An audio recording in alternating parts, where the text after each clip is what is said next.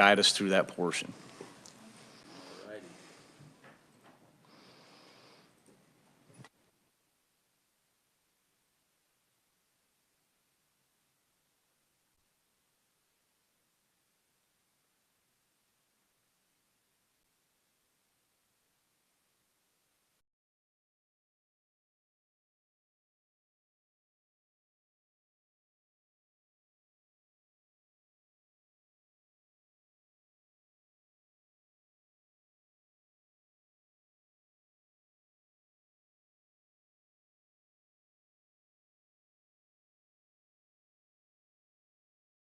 Go through that share process again. So, okay. This is our new member orientation. We try and just give you a kind of a high-level overview of. Noah, you want to just pull up that presentation? Can you keep it up on there? What's that? I haven't gotten the presentation yet. Really? Yeah, I don't think it's sent through yet.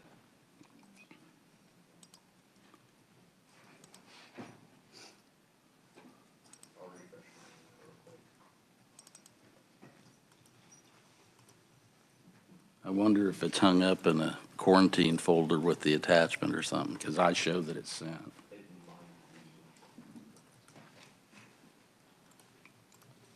want me to just come sit over here and run it while you talk?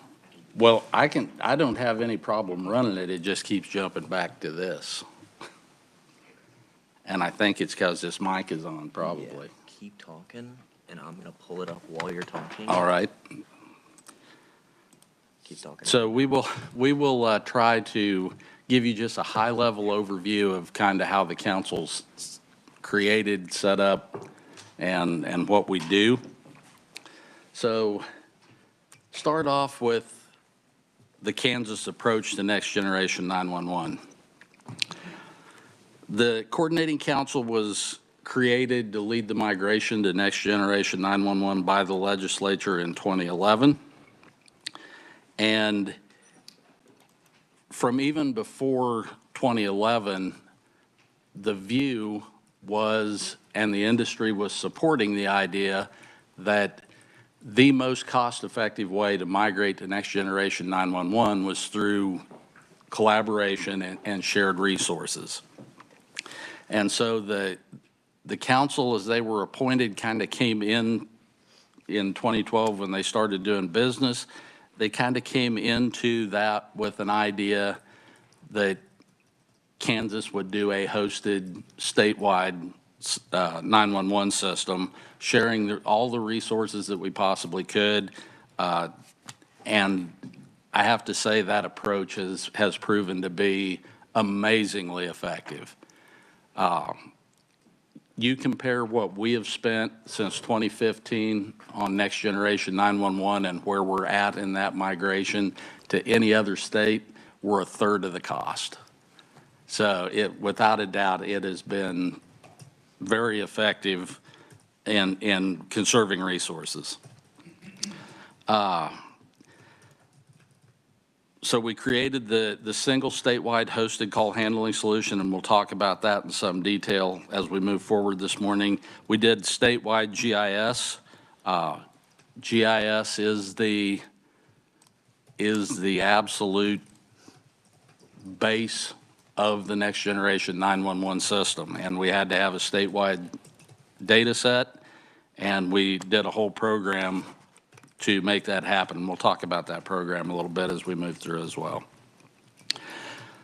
We've accomplished this through a partnership with our vendors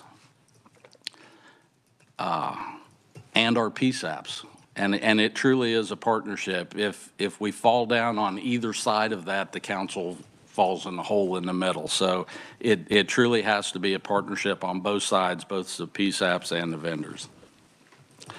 And then the LCPA, the local collection point administrator, they're our fiscal arm. They pay all our bills. They collect all the 911 fees. They disperse those to the PSAPs and to the council funds as directed by the statute. And they provide administrative support for like these meetings and other things that we do. So the council, 28 members strong. Members are appointed by the governor with the exception of the legislative folks who are appointed by the party leads for both the minority and the majority parties. We have a representative and a senator from each party that's appointed to the council by their leadership.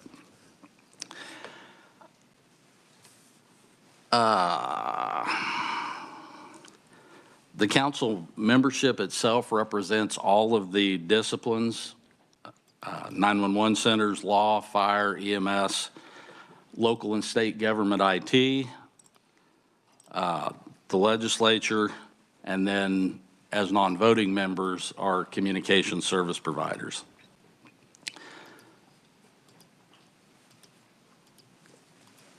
We're funded by the 911 user fee that is collected by the communication service providers paid into the LCPA.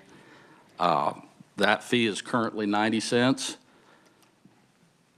Of that, 23 cents of each 911 fee goes into our operations fund to fund the statewide system and to cover council administrative expenses.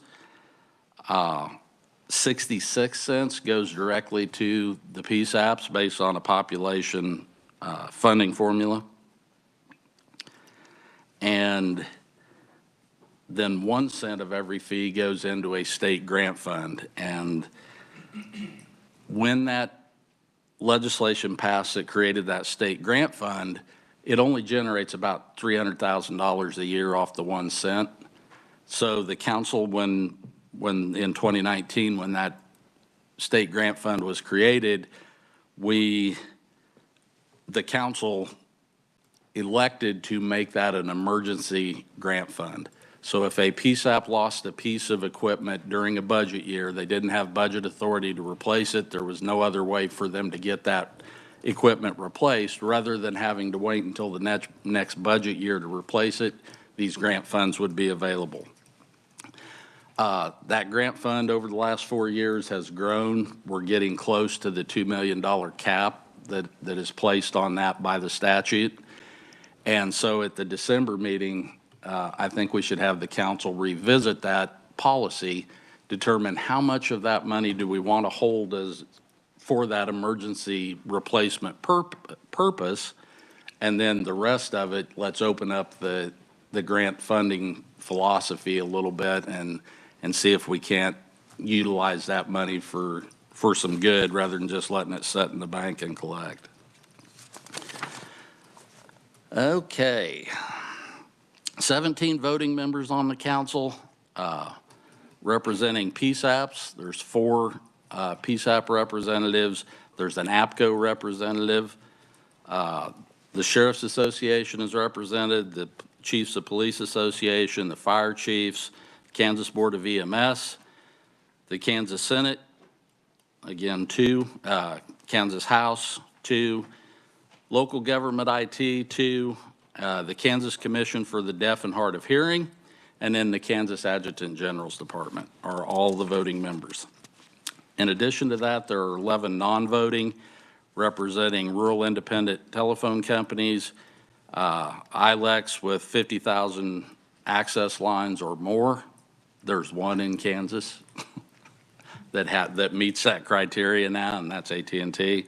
Large wireless providers, VoIP service providers, the League of Municipalities, the Association of Counties, the Kansas GIS Policy Board, Kansas Office of Emergency Technology Services, the Mid-America Regional Council, non-traditional PSAPs has a representative, and then tribal PSAPs have a representative. Coordinating council staff, we have 6 contracted staff members. The 4 positions that are outlined in red there are filled by independent contractors who respond to a request for proposal put out by the LCPA. Contracts are one-year terms with automatic renewals for 2 additional one-year terms as long as both parties agree that they want to renew the contract. So every 3 years, then a new RFP is required, and we rebid the jobs. In addition to those 4 positions, we have a RFP that we put out through Kansas Department of Administration for a part-time program manager. Randall White currently fills that, and at the last meeting, the council voted to extend his contract for a year. So Randall continues to be our program manager through December of 2024. We also have an agreement with the Data Access and Support Center. Ken Nelson heads that up, and they provide GIS and a lot of other support to us as well. Our web portal, probably one of the best features of our system, totally and completely designed by DASC, cost us a fraction of what it would have cost us if we'd had to go out and procure all of those different modules that they've built in there. So that's been a very beneficial relationship that we've had with DASC.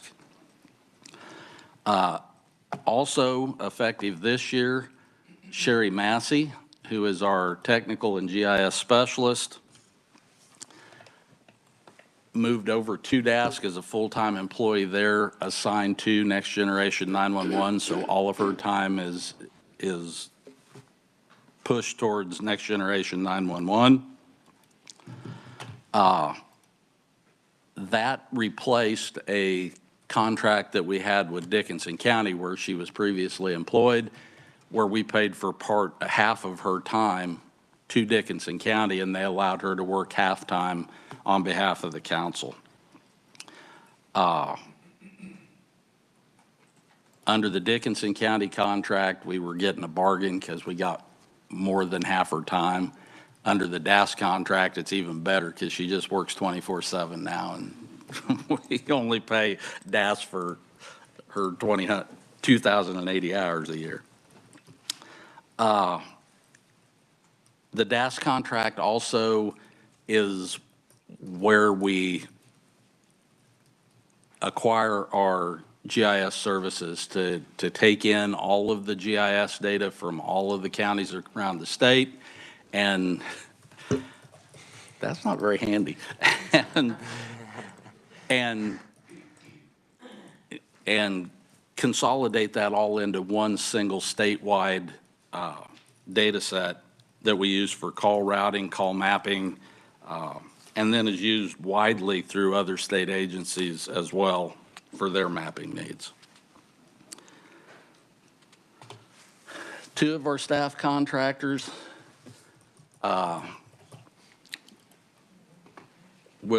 their contracts terminate on November 1st.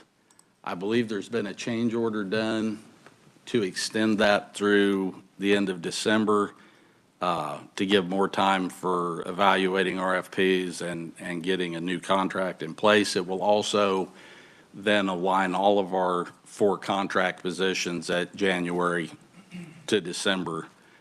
So they're all terming at the same point on the calendar, but will be separated by 2 years. So we wouldn't lose everybody to one RFP if we had enough bidders and elected new people for those positions. We wouldn't lose everybody all at once. Okay. The 911 system, that is a map of the system as it currently sits. Everything in dark green is on our statewide hosted system.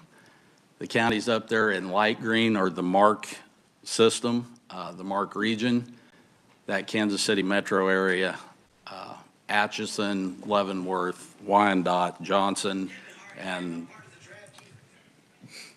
the PSAPs in Johnson County, and then Miami and Lynn counties as well. The MARC region operates a hosted system, much like ours here in Kansas, but they have 4 counties on the Missouri side that are also a part of that MARC region. Because of that cross-border thing, we can't spend any Kansas 911 funds on the Missouri side of that line, so we kind of treat MARC just like a separate state. We stay in alignment with them. We have meetings with them twice a year to make sure that what they're doing is staying in alignment with what we're doing and vice versa, so that we don't create some kind of island between the 2 regions. 109 primary PSAPs on the system. That includes a tribal police department and 2 university-operated PSAPs. Additionally, there's 5 fixed site backup sites that are in place, 1 mobile site. And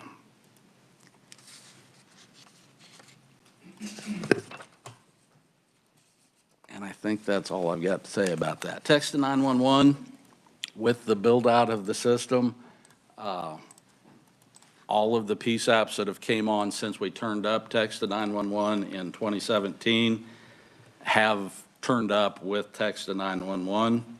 So we now have 100% of the state covered with the capability of accepting text to 911. The MARC region accepts text via their TDD. So every text session that they get ties up a camera trunk. Whereas with the statewide system, our texts are delivered directly by ESINet from our text control center and do not tie up any 911 voice assets. Simply creates that path into the PSAP, burning a tiny bit of bandwidth, but nevertheless, it's direct from the TCC through ESINet. Some additional features coming sometime soonish, I hope. Real-time text. Real-time text, we've been waiting on real-time text since 2018. The call handling manufacturer, Motorola, of our Vesta system, has kind of just pushed that to the back of their to-do list ever since 2018. I will tell you that real-time text, if you turn it on your phone and you do a real-time text message sent to 911, your PSAP outside of the MARC region will receive that. They'll get the audio as well as your text conversation from certain carriers, not from all carriers. And that's really what we're working towards doing, is getting all carriers to be able to deliver that real-time text. The fix for that is in our next software version upgrade to the Vesta. That will be going in probably before the end of the year. And hopefully that we're going to see that solves the problem for all carriers, and we're able to receive real-time text on your TDD window at that point.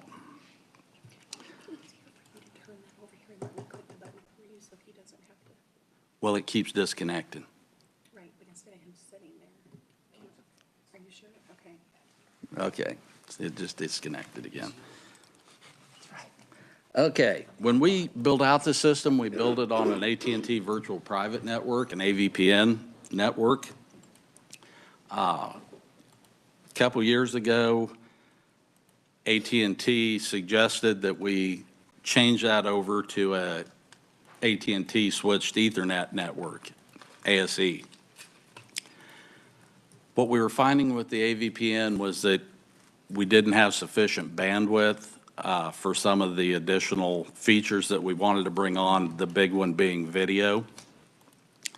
And the ASE network offered us the opportunity to increase our bandwidth for every PSAP, add a commercial broadband connection for every PSAP, and begin to utilize band 14 of the FirstNet network, all at a price that that is very comparable to what we were paying for AVPN.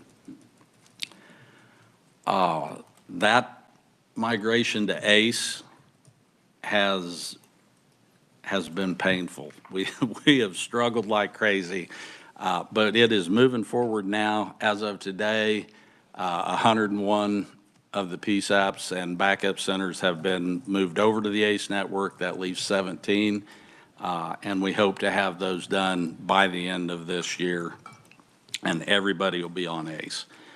Telematics data, the data that flows between your car and your car manufacturer. If you have a crash, the car manufacturer gets a lot of data associated with that crash. We currently have the ability to get some of that data directly from OnStar through our rapid deploy mapping product. It provides us with a injury predictability estimate. It provides us with direction of impact, were there multiple impacts, that kind of data. And that comes in automatically when a crash is detected by OnStar once they vet it and determine that it is a crash that needs reported to 911. So it doesn't just come in automatically. It does go through OnStar, but that's good for us because it reduces those calls where there's no need for response. We don't even need to be aware of them. So Bosch offers the same type of feature set for all of the European manufactured vehicles, which includes Fiat Chrysler. So really the only major manufacturer that we have in the States that isn't covered is Ford. And Rapid Deploy is working to try and get Ford on board to start delivering their telematics data as well. And can't come too soon because Ford is a big player for us. So the VESTA network configuration, kind of have a diagram of it up there. Our VESTA network is our 911 voice network, and it also delivers our text to 911 messaging. And we have attempted to keep this network as closed up as we possibly can. We don't want a lot of holes in the firewall, and the theory being if we lose our rapid deploy network, where we do allow all of those interconnections, if we lose it, we still have our voice network. We're still able to take a call, we're still able to process that call, and we're still able to dispatch help to that call, which is our base mission. So we have kept the two networks separated from one another with that theory in mind.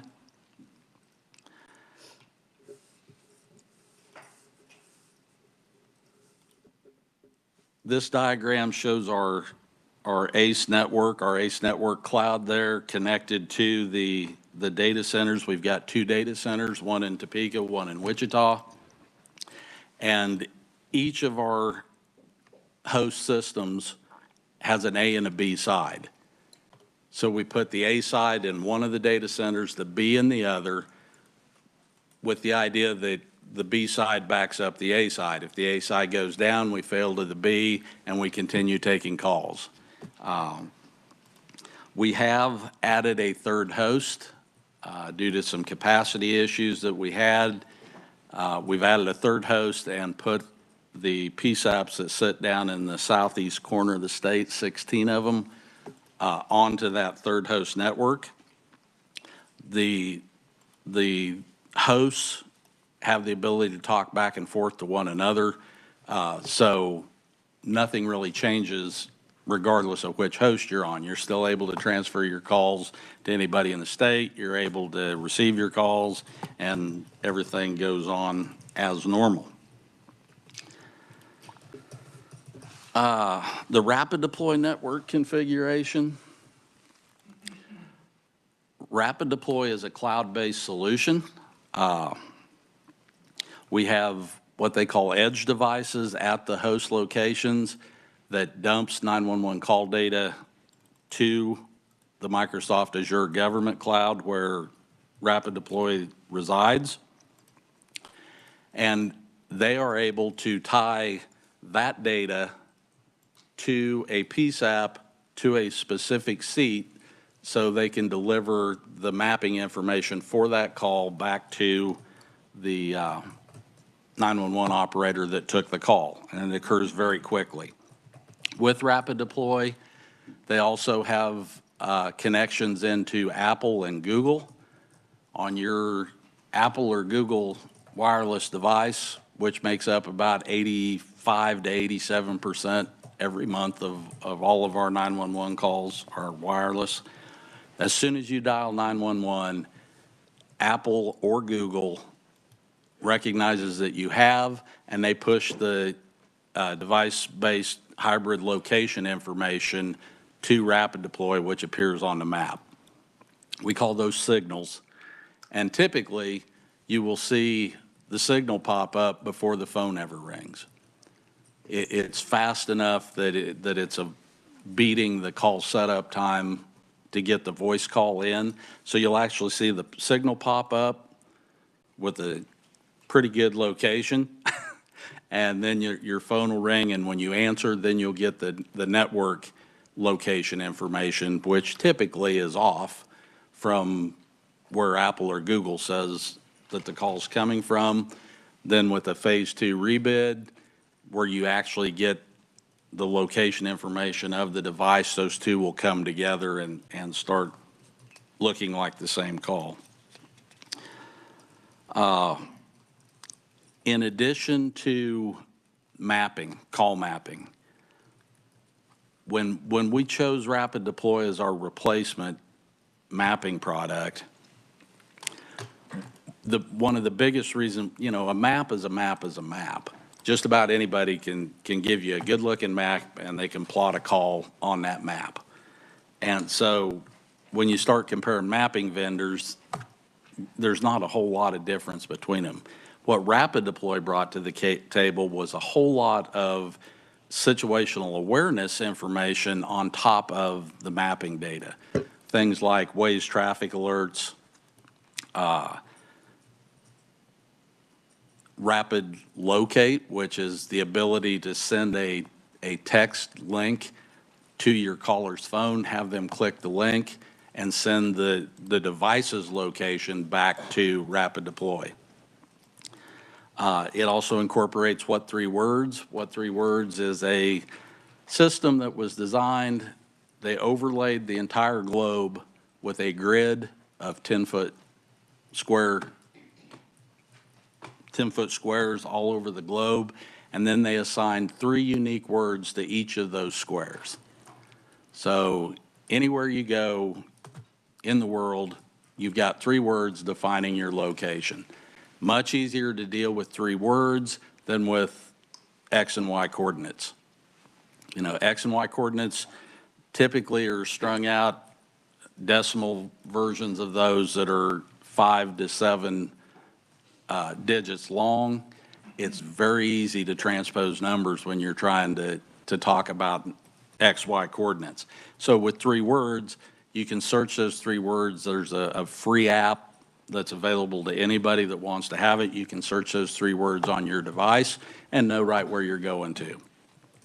That works very well for places that don't have addresses, like lakes. And a lot of times, campgrounds around lakes, they'll have one address for the entire campground, although it goes clear around the lake.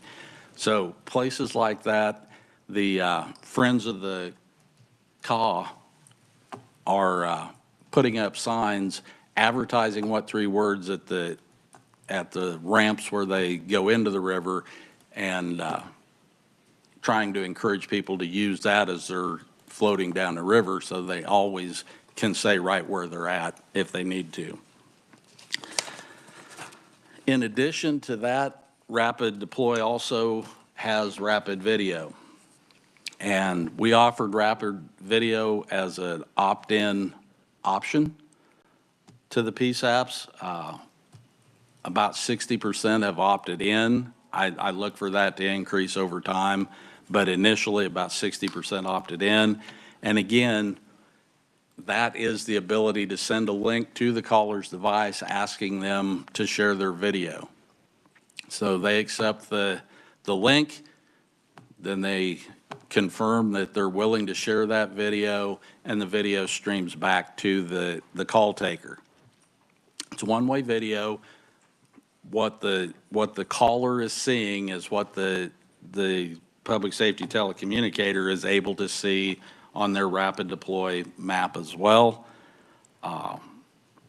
And as we rolled that out, we provided a sample policy document for people so they could kind of adapt that sample policy to their specific needs in their PSAP. And we have PSAPs using it for a variety of different things. Some use it just for critical incidents where they really have a need to see that data. Some of them use it for very routine incidents, cows out, lost dogs. So they actually have a visual of what the critter looks like. So it's wide open to them, and again, it is an opt-in option for them. Incident management, if we have a problem on the system, we define an outage in our incident management plan as an event, a single event that is requiring reroute of 3 or more PSAPs on the system. Anything else is a system event. The design of the system accepts that we will lose individual PSAPs from time to time, and we do. Fiber cuts are rampant, and individual PSAPs go offline.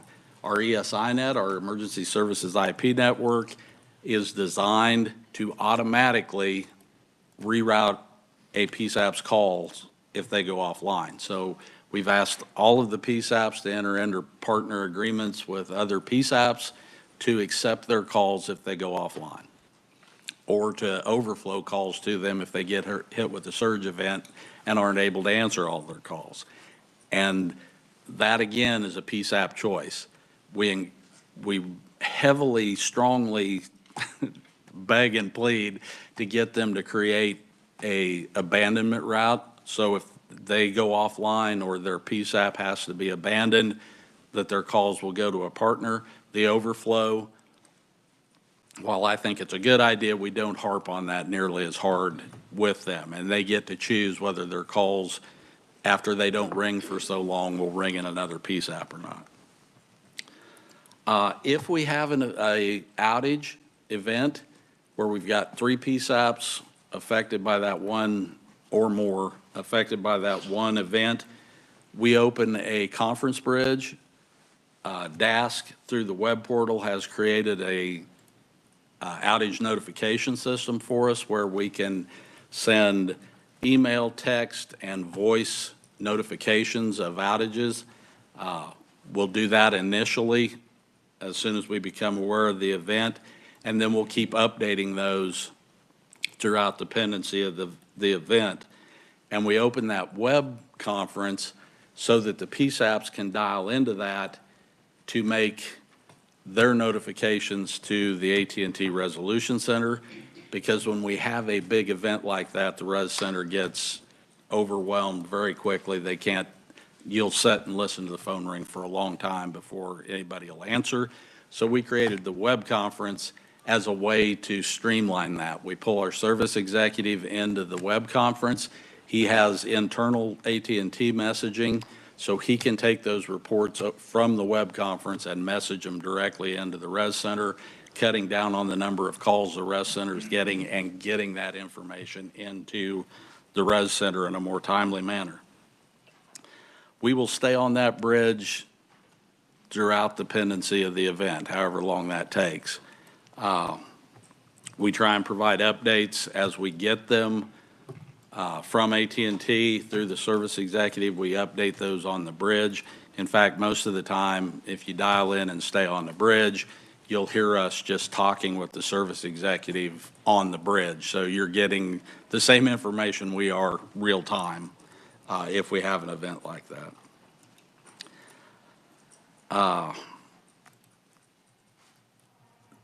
With the normal system event, typically that's caused by a fiber cut. Probably 98% of the time, it's a fiber cut that takes a PSAP offline. We engage our service executive at that point as well, and he's the one that's reaching in to find out, what's the status? When is the fiber splicing team dispatched? When are they on scene? When are they digging up the cable? When have they got the ends exposed? It's just a constant flow of information from them through the service executive back to our team. Anytime a PSAP is rerouted for any reason, our team gets notification of it, and we try and stay on top of those as they're repaired and we get the PSAP back online. Statewide GIS, that was the first project that we did as a council. We collected the GIS data that existed from all 105 counties in the state, and we ran that through a process where the data was compared to a next generation 911 GIS data model. And all of the inconsistencies between the existing data and that standard were identified. We then provided that list back to the local jurisdiction and said, bring your data into line with our model. And if they chose one of our contracted vendors, there was no cost to them to do that. Almost all did. There were a few that did the work themselves, but overall it was contract vendors that did all of that work. But we brought all 105 data sets up to that standard, and then we went into maintenance mode. That is probably the longest pole in that tent, is maintenance of that data, because things change in that data in a more populated area almost daily. There's new streets, there's new addresses, there's new construction, there's new subdivisions, all the time. And so some of our state partners around the nation, we go to a National Association of State 911 Administrators meetings twice a year, and it always amuses me because there will always be a state that's proud that they've hired a vendor to create a statewide data set for them. And as soon as they tell their story, I always raise my hand and say, what's your plan to maintain that data? And you can kind of just see the look of panic go across their face because they really haven't thought about it. It's a huge undertaking. You hire a vendor to create a one-time data set, that's great, but are you going to hire them next week to update that? It's the only thing you could do. So I believe our model is as good as it can get. And one of the proudest accomplishments that I have in this whole program is we went into maintenance mode in 2014 on this GIS data. Every one of our counties is required at least quarterly to either provide new data or to provide a certification that they've had no changes. Some of our more rural counties do that. They'll report no changes. But they can only do that 4 quarters. They can report no changes for 4 quarters, then the next quarter they have to submit new data. So that way we're ensured that we're not just getting a no changes when we actually do have changes. But since 2014, when we went into maintenance mode, we have had 100% participation from all 105 counties in keeping that that data up to date and accurate, and absolutely one of the proudest parts of the whole project, in my opinion. The GIS data is uploaded again through the portal quarterly or more often if they wish to. And then DAS takes that data, QA checks it, and then incorporates the changes into our statewide data set. As a part of that, the council provides aerial imagery. We refly the aerial imagery every 3 years so it stays fresh. And then DAS takes care of processing that data into our web map and changing out the data as it changes. We have also gone one county deep into every state that touches Kansas. So if you're a border county and you're getting 911 calls from across the border, you should have mapping. It's probably not as good a mapping as ours, but at least it's mapping. It's not just white space out there if you get a call from across that state line. Every one of our PSAPs has statewide data. So if they get a call that bounces in from 2 counties away, they're going to get the map location. The map's going to automatically zoom over to that other jurisdiction. They're going to see where that call is coming from. All kinds of horror stories in 911 about white space on the map, where somebody got a 911 call, it shows up as white space on the map, they have no idea where it is, and people die while they're trying to figure out where this call is coming from. So statewide mapping is a big deal. Our council partnerships, AT&T is our primary partner. They are our integrator on this system. They provide the network circuits, network monitoring, and day 2 support of the entire system. Our call handling system is a Motorola Vesta. Like I said, we have 3 of them. With PSAPs connected to all of those hosts by an ASE circuit, a commercial broadband circuit, and a FirstNet LTE circuit. So you have to lose all 3 before the PSAP goes down. If they get a fiber cut that takes down their primary circuit, they'll fail over automatically to the commercial broadband. If commercial broadband happens to go down because of the same fiber cut, then they have FirstNet LTE as another option. We do have counties in the state where their fiber resources are very limited, and all 3 of those may run through the same fiber bundle. So if you get a fiber cut in the right place, it could still take them offline, unfortunately. Intrado is our ESINet vendor. And again, all of these go through the AT&T contract. All of these vendors are subs of AT&T. But Intrado provides AT&T's nationwide ESINet. Intrado also is the provider for Lumen's ESINets in Colorado and Nebraska, which makes interconnection of our ESINet to theirs much, much simpler. So I'm hoping that as Oklahoma and Missouri build out, that they will choose an Intrado ESINet as well, just to make things more simple. I don't think that's going to happen in Missouri. I think we're going to end up with a bunch of ESINets in Missouri, and we'll have to figure out interconnection between those. I think we'll have some Motorola, I think we'll have some Intrado, and I think we'll have some in digital and some next NGA 911. Rapid Deploy, major partner, provide our radius mapping,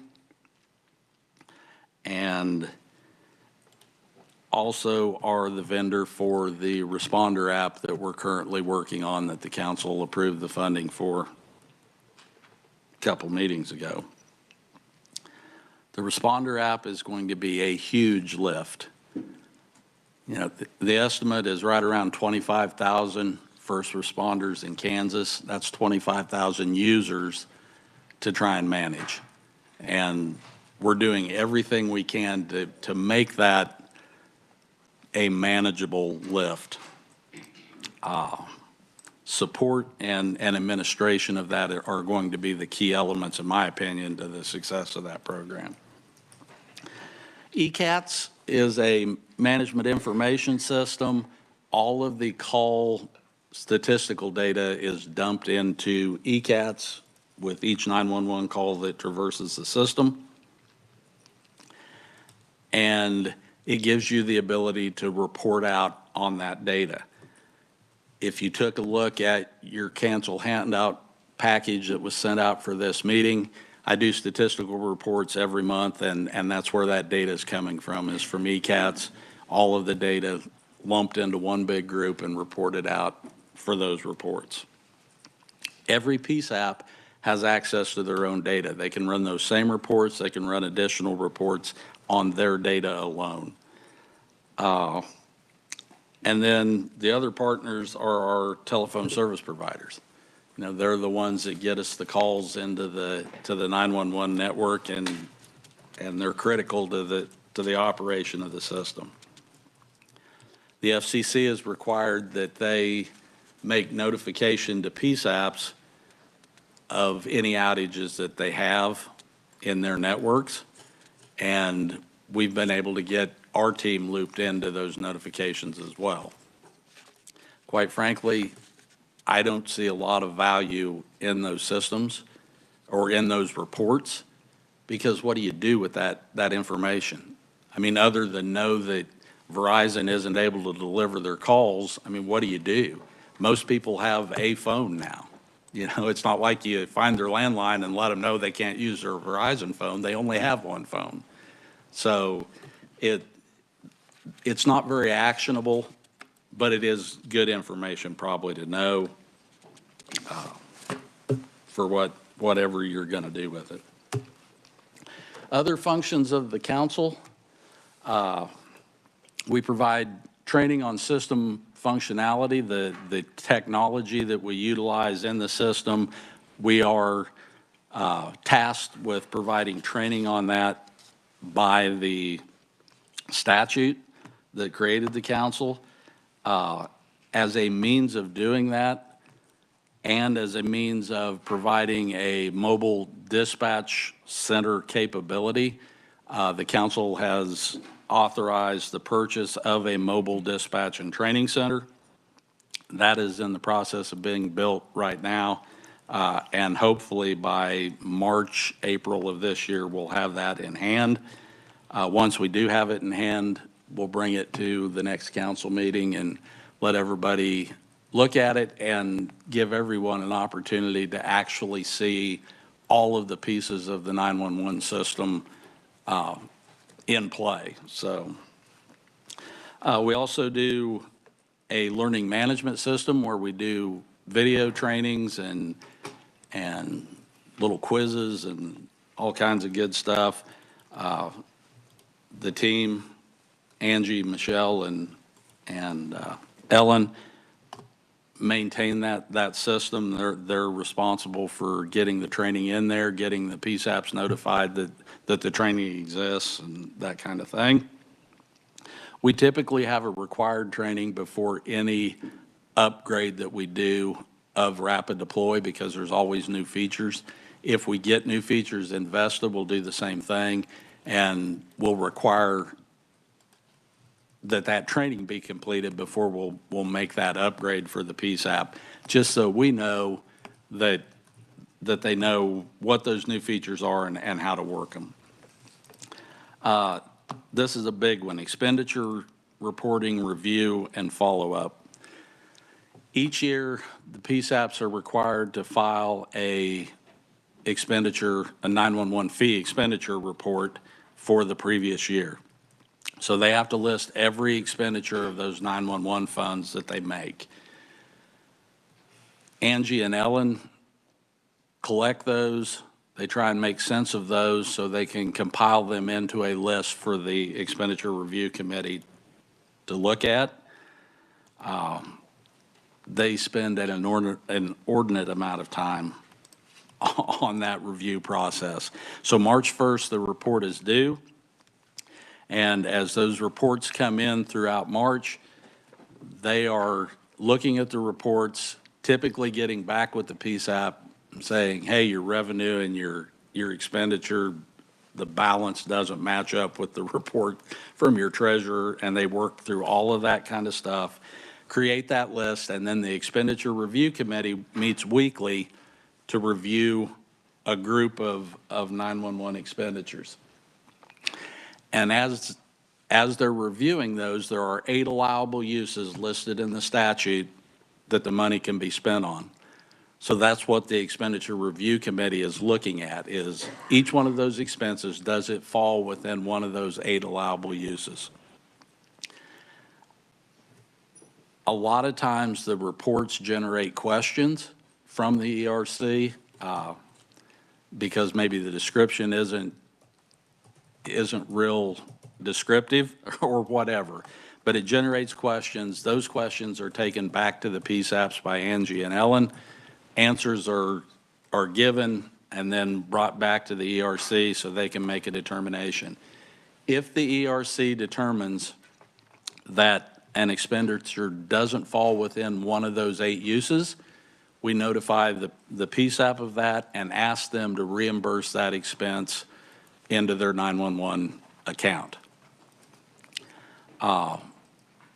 So far, we've only had one that was rejected by the PSAP when the ERC said they did not feel that it was allowable, and they took that through our appeal process that we have established,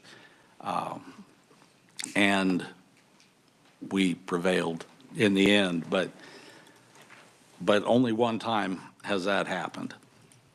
Most of the time, the PSAP acquiesces and refunds the expenditure, and it's like it never happened. Web portal maintenance and support for users, that is primarily Michelle. She'll get with you, walk you through the portal, how to submit your reimbursement requests for your required travel, that kind of thing. But then also the maintenance of the portal itself, that is a team effort with some of Ken's people at DASC and our core team. We have quarterly meetings, and almost every quarter we come up with some new great idea about what the portal could do, and they build whatever it is that we think we need. So works pretty well. And then a huge function is PSAP communications. Angie and Ellen, as our liaisons, are in contact with PSAPs across the state daily, sometimes multiple times daily. But that is one of our biggest lifts, is PSAP communications.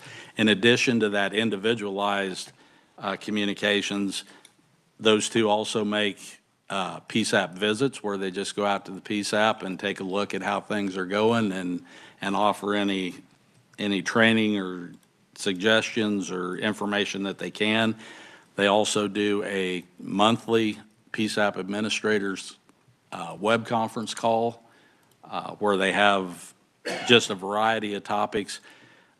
The administrator roundtable is what we call it. It's basically the administrator's call. We always bring something to the meeting, just so it's not a waste of time to dial in, but we always open it up for administrators to throw out things that they may be seeing in their center that they want to socialize with other administrators. Whatever the topic may be, they bring it up on those calls, and a lot of times we come away with to-dos out of those calls too. So we also do a weekly end-of-week bulletin where we try and kind of encapsulate everything that's gone on that week that might be of interest to PSAP administrators, and we distribute that via email. We've also got the website that has a lot of information on it as well, and Michelle manages the website.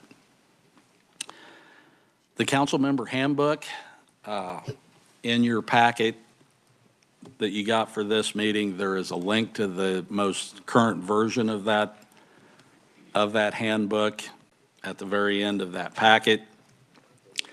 Sets out pretty much everything that we've talked about so far this morning, and then some maybe. And we try and keep that thing updated. And that's the reason that we're going to start providing the link, is so that we can keep it more current and you can always access the current version of the handbook. Okay, any questions? I know that's a huge amount of data that I just dumped on you. Any questions at all that anybody has about anything we talked about?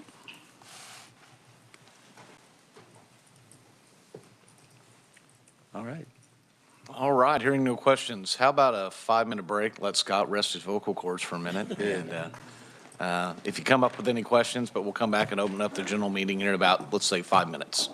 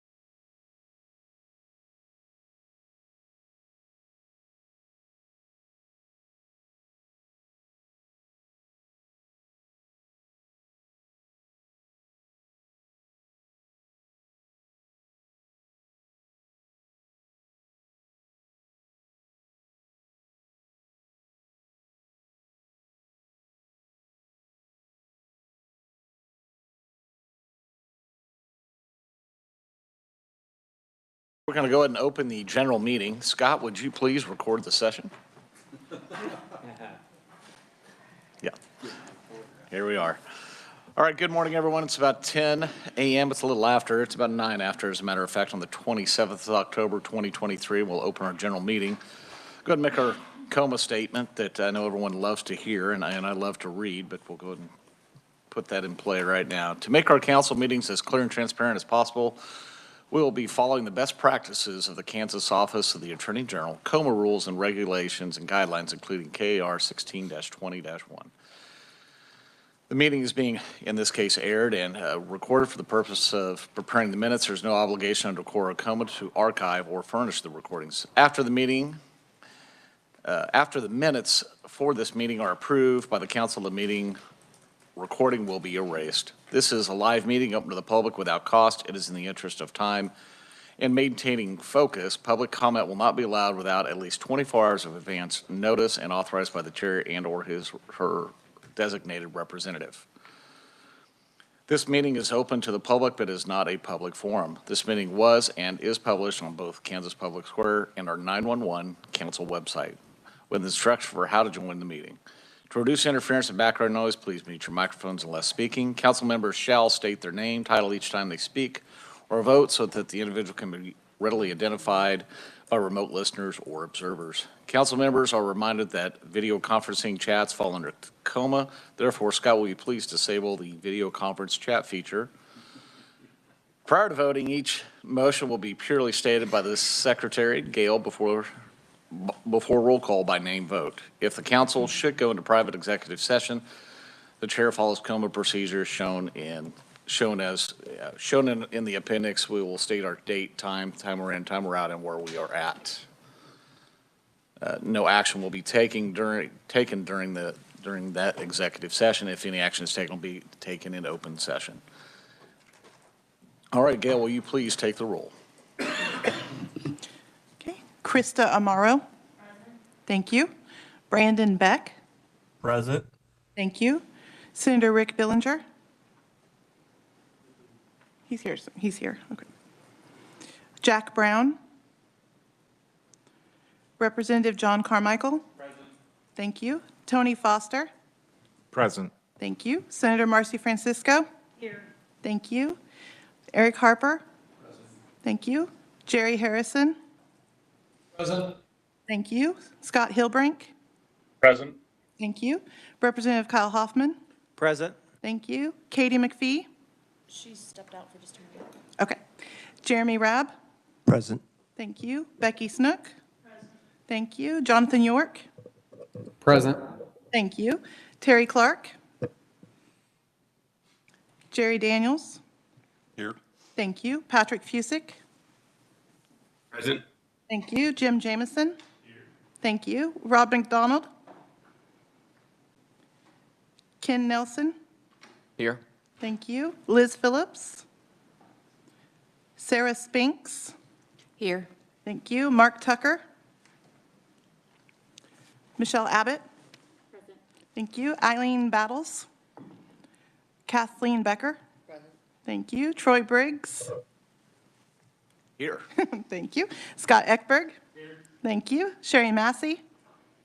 Here. Thank you. Angela Murphy. Thank you. Braden Perry. Thank you. Ellen Warnicki. Thank you. Randall White. Is there anyone else in attendance whose name I did not call who wishes to be recorded? Mike Daniels with Mark. Thank you, Mike. I got you down. All right, we have 14 voting members and 5 non-voting members. All right, thank you very much, Gail. We do have a quorum. Would take a motion to approve the agenda. I'll move we approve the agenda.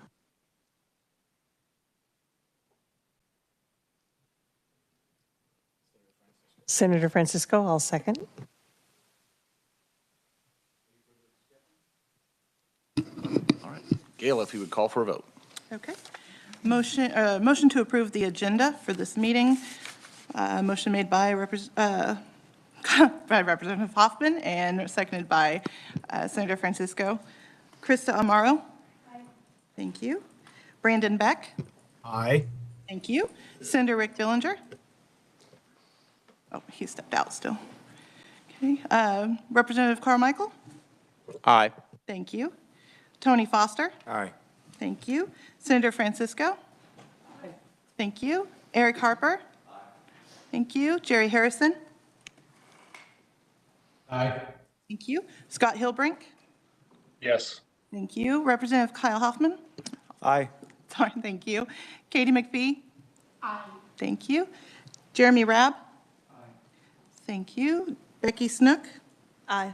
Thank you. Jonathan York. Aye. Thank you. That's all in favor of the agenda. All righty, thank you, everyone. We'll just move on a little bit farther. We're going to take a look at the minutes. Has everyone had a chance to take a look at the minutes? And if you have any questions, now would be the time if you have any questions on the minutes or corrections. All righty. Hearing no questions or comments, I would seek approval for the minutes from the August 25th, 2023 meeting. And it looks like also the September 14th, 2023 special meeting. Becky Snook, I would make that motion.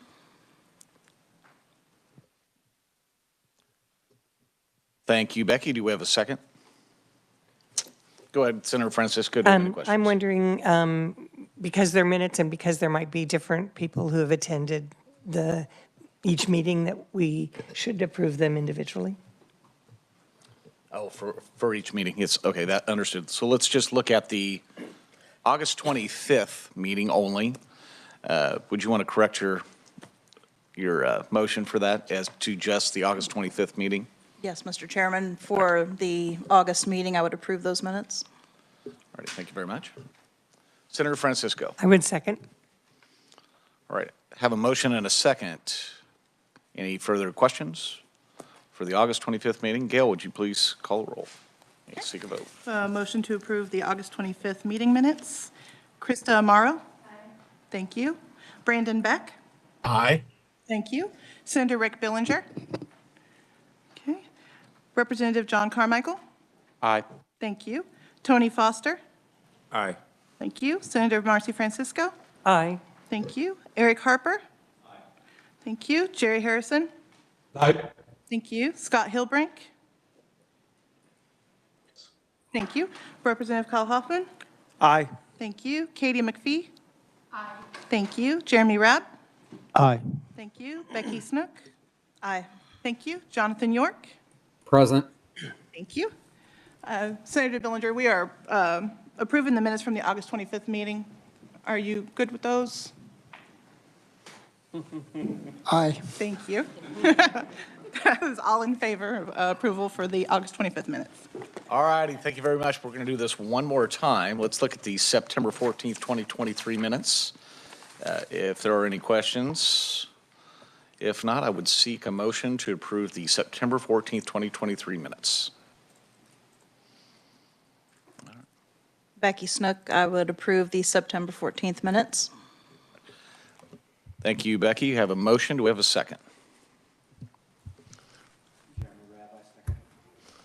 A second by Jeremy Rabb. Any further discussion? All right. Gail, please call for a vote. All right, approval of the September 14th meeting minutes. Krista Amaro. Thank you. Brandon Beck. Aye. Thank you. Senator Rick Billinger. Thank you. Representative John Carmichael. Aye. Thank you. Tony Foster. Aye. Thank you. Senator Marcy Francisco. Aye. Thank you. Eric Harper. Thank you. Jerry Harrison. Thank you. Scott Hilbrink. Yes. Thank you. Representative Kyle Hoffman. Aye. Thank you. Katie McPhee. Thank you. Jeremy Rabb. Aye. Thank you. Becky Snook. Aye. Thank you. Jonathan York. Present. Thank you. All in favor. All righty, thank you very much. We'll move on to the approval of the LCPA financial reports. Kathy Becker with the LCPA. Good morning, everybody. So the first thing up is the balance sheet. And really, not a lot has changed since the last time we met in August. With the balance, do I what? Yeah, pull it up, please. Yeah.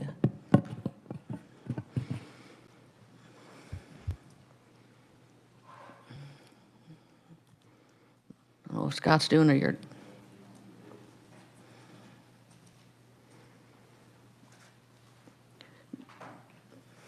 Basically, on the balance sheet, I'll just kind of talk while we're waiting for it to come up.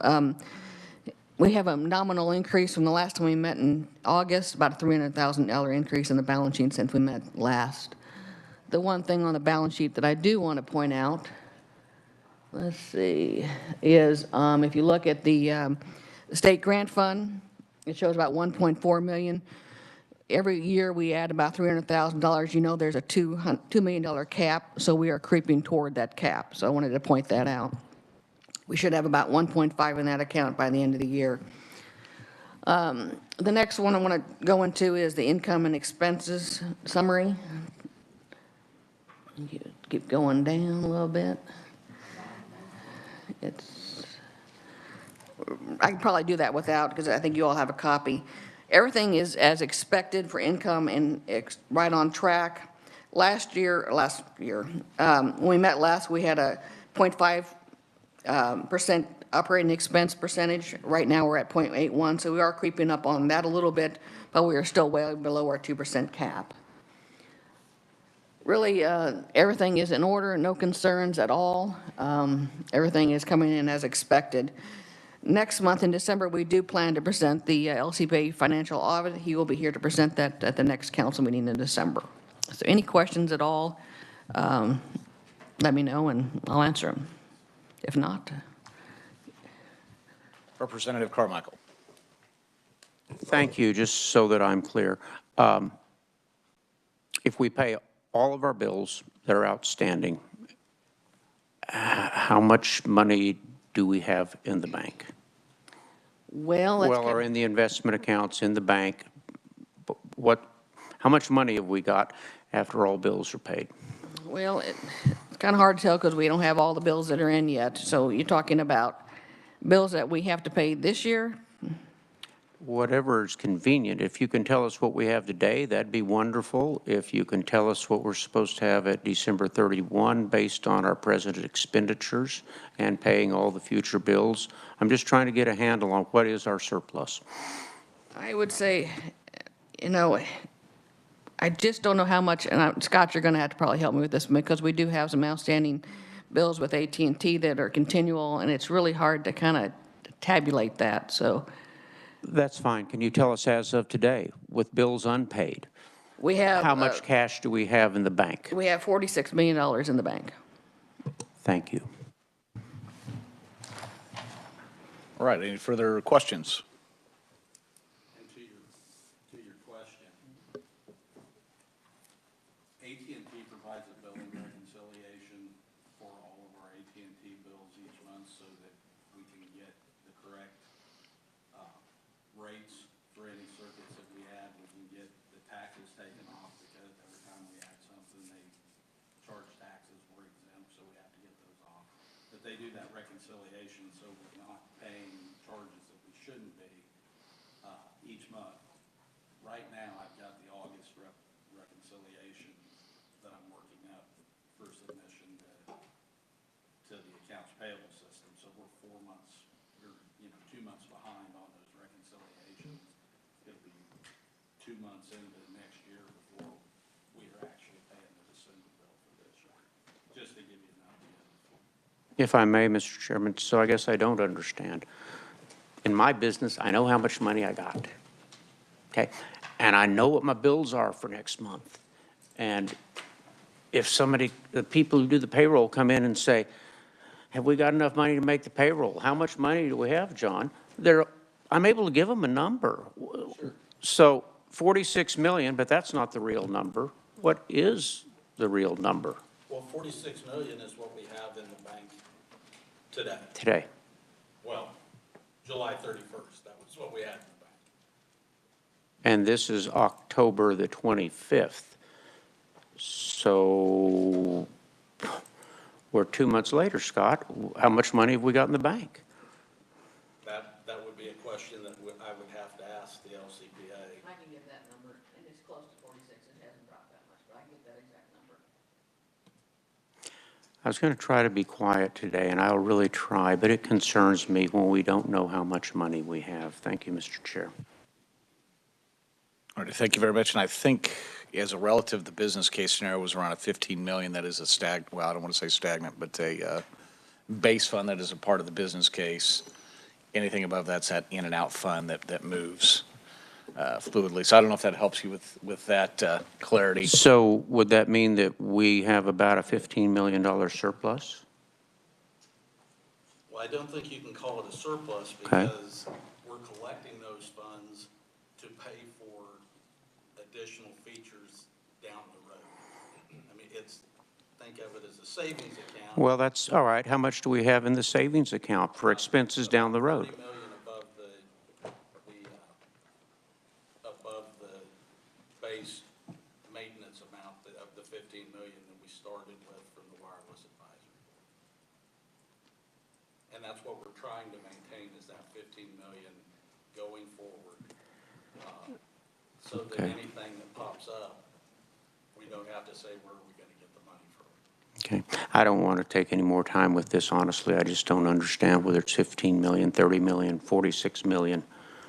I just wish I knew how much money we had. Thank you. All righty. Any further questions on the LCPA financial report?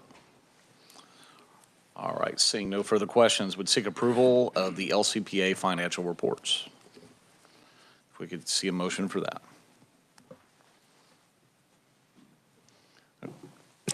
Senator Francisco. Senator Francisco, I would approve the financial reports. All right. We have a motion. Any further question? We have a motion. Do we have a second? Mr. Hoffman seconds. Any further discussion? Gail, would you please call for a vote? All right. Motion to approve the LCPA financial reports. Krista Amaro? Aye. Thank you. Brandon Beck? Aye. Thank you. Senator Rick Billinger? Thank you. Representative John Carmichael? No. Thank you. Tony Foster? Aye. Thank you. Senator Marcy Francisco? Aye. Thank you. Eric Harper? Thank you. Jerry Harrison? Aye. Thank you. Scott Hilbrink? Yes. Thank you. Representative Kyle Hoffman? Aye. Thank you. Katie McPhee? Aye. Thank you. Jeremy Rabb? Aye. Thank you. Becky Snook? Aye. Thank you. Jonathan York? Aye. Thank you. There's 13 aye and 1 nay. All righty, thank you very much. We're going to move on to committee reports. We'll start with the executive committee, and I hope to lump a few of these others just for expediency and so we're not here looking at each other at 2 o'clock today. So we'll try to move along through. I'm going to jump right into something, though, that has come to the top of my list and several across the state. And it references fee dispersals and how fees are moved with PSAPs. There is a push in some areas for consolidation of centers together. And there is a question of if you contract your center, your 911 calls to another entity, doesn't matter where, you contract those away, do you receive, depending on your size, the funding that the council oversees, which in the case of who we're talking about is $60,000 a year. Every small county gets a minimum of $60,000 a year. What happens to that money when you contract your services out? I have some ideas on how I would like to see it. The statute is, however, in front of us. We've had Mr. Perry's firm has had a few opinions on it, and it is not simple. The statute has never been completely simplified for us. But I think we have some question there, and I think I might start with Braden with just an overview of the opinions that have came out. I hope everyone understands what I'm speaking to. Once you contract away, do you get that $60,000? Does the council keep it? Does it go in the air? Or is that transferred directly to the entity taking your calls, which has some ins and outs as in regards to how that works? Right, as the statute currently states, in statute KSA 125374A1, there's nothing that supports payments to anything other than the PSAPs. So if you are providing PSAP service, the funds have to go to the PSAP. So there's no providing those funds to another entity such as a county, such as those types of things. The question, though, is once that PSAP has the money, if it's contracted its services out, can it contract with other entities or provide some sort of funds to those entities for those services? And if not, can it still use funds that it's currently using for things such as upgrades, for other type of infrastructure, for things that would be approved within the statute? So the question really comes down to a unanticipated or at least unacknowledged issue within the statute of, well, what happens when a county wants to, or a PSAP wants to contract its services out? What mechanism of money and what monies can go in there can be associated with that. And one of my attorneys spent quite a bit of time looking through different mechanisms, and there's some various issues between prepaid services as well as the traditional 911 services and what monies can go where. Long and short of it is, there's really no statutory remedy for this issue, and I think it would behoove the council to create some language to be amended into the statute to address this issue and how the council wants to go. All right, thank you very much, Braden. That's a very condensed version for those. I've been immersed in this for some bit. I'm trying to be brief. Yeah. I do have a personal feeling on how I would foresee that working out. I have called around to several PSAPs. And so we have two different versions occurring in the state one right now. We're represented by one in the back. Ford County is here, and they do provide services for both themselves and Edwards County. And under that current situation, they're basically contracted, and Edwards County writes a check from their 911 fund to Ford County to perform those services. Fairly simplified, I think. Ford County can then utilize those funds. They can put it wherever they feel. It doesn't have to go towards the 8 allowables, in my opinion. They can use it towards personnel, whatever they want to use it for. It's contracted money that goes to goes to them. The remaining $30,000, Edwards County has different 911 related projects that are within the 8 allowables, and they continue to be, those expenditures are reviewed by us yearly. And those are looked at, and in fact, they've had a small issue at one time. The money was refunded over, maybe not understanding how an expenditure should occur, but those are still looked at. And without going into contract numbers, I don't think that's really necessary. But they're still performing 911 infrastructure expenses at home, plus contracting their fees out, or the calls out to be, answered for them. I personally don't have an issue with that. I think it's beneficial for both of them in that format that once they pay that contractual fee, that Ford County can then utilize them towards those personnel costs and things that they may need to support that additional function that they're taking on. If the entire amount, in that case, $60,000, were to go directly from the council to Ford County, they are now locked into the only 8 allowables for that expenditure. And I think that ties their hands a little bit, in my opinion. And I'm just speaking in terms of Ford. It could be anyone that's doing this in any location. Whereas once the monies were to hit in that fashion, they're locked into the 8 allowables. If Edwards keeps their fees and then they contract and they write a check back over to Ford, they can utilize that however they need in a little broader base. And it's up to them. It's the contract is between Ford and Edwards, and however that works out is between them. It's not the council's purview to be involved in that. That's however they want to deal with it, however that works. We do, however, have another county in the state that prior to this relationship, their entire funds go from the council to the other place that they contract with. Prior to the 911 Act. So, yeah, so we've grandfathered that in essentially, but does that tie that situation to being any more correct or less correct than what we're looking at? And I don't think Braden's been able to come up with a clear answer either. The statute really uses the word PSAP in counties in 2 different places. They could have used the word county in both places and we wouldn't have this discussion, but they did not. And then the question becomes, well, what is the true definition of PSAP? I still feel myself that I would rather see the situation where the home county that's contracting the services out receives those minimums in that particular case. And then as they contractually put those services elsewhere, that they keep those funds and whatever the contract fees, however that is, that's between them and the other contracting entity. And that they would still be reviewed, those expenditures reviewed as they are now under the statute. And many sheriffs, chiefs that I had the discussion with initially thought, well, if you don't have a PSAP, you shouldn't get the money. But, when you talk through the scenario, it's more than fair, and those subscribers do live in that county, in my opinion. And they should be allowed to use those funds. Granted, that entire amount does not come from their county. It comes from the much larger locations, but I still think there's value in that, and those local fees being collected and being able to be utilized for that fund, other than swept to somewhere else totally. So, just my opinion. And if that's the council's recommendation, I know that we've provided some advice that the council may create a mechanism in which counties can outsource those 911 fees to an out-of-county PSAP and then can pay off their PSAP or have the LCPA pay the contractual amount to the PSAP and the remainder can go to the county. That's a relatively easy legislative fix. When I say relatively easy legislative fix, that seems like a potential issue, but I know that we have amended it in the past, and I think that can be relatively easy language inserted into the statute to make that situation, and likely a number of other situations that come up, a little bit more clear when it comes to the statutory meaning. Thank you very much, Braden. I would open that up to any other further discussion, other ideas, opinions. We've certainly had I've had many discussions recently over it.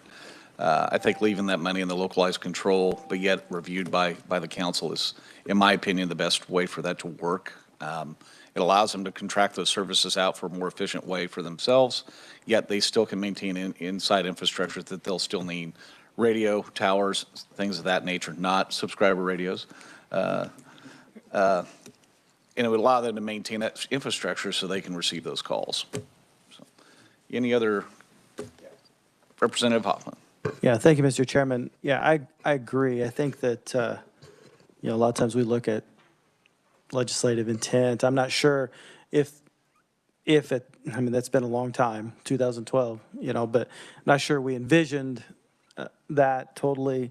But I believe this is going to be something that we're going to see more and more. We've already, my county, Comanche County, has, they've talked about it, so they've also talked about not necessarily giving up their whole PSAP, but sharing, different times. And so that also would be, that would probably be less of an issue because they still had a PSAP, but still, it just bears in mind the differences that I think do need to clarify it. And to me, those counties still have some expenses, even if they don't have the actual call center. And I'm not sure, I wasn't aware of the two counties that have been doing that for quite a while, but so one of those counties does not get any of the money, is that? Actually, neither county does. It's Logan and Gove County. Oakley.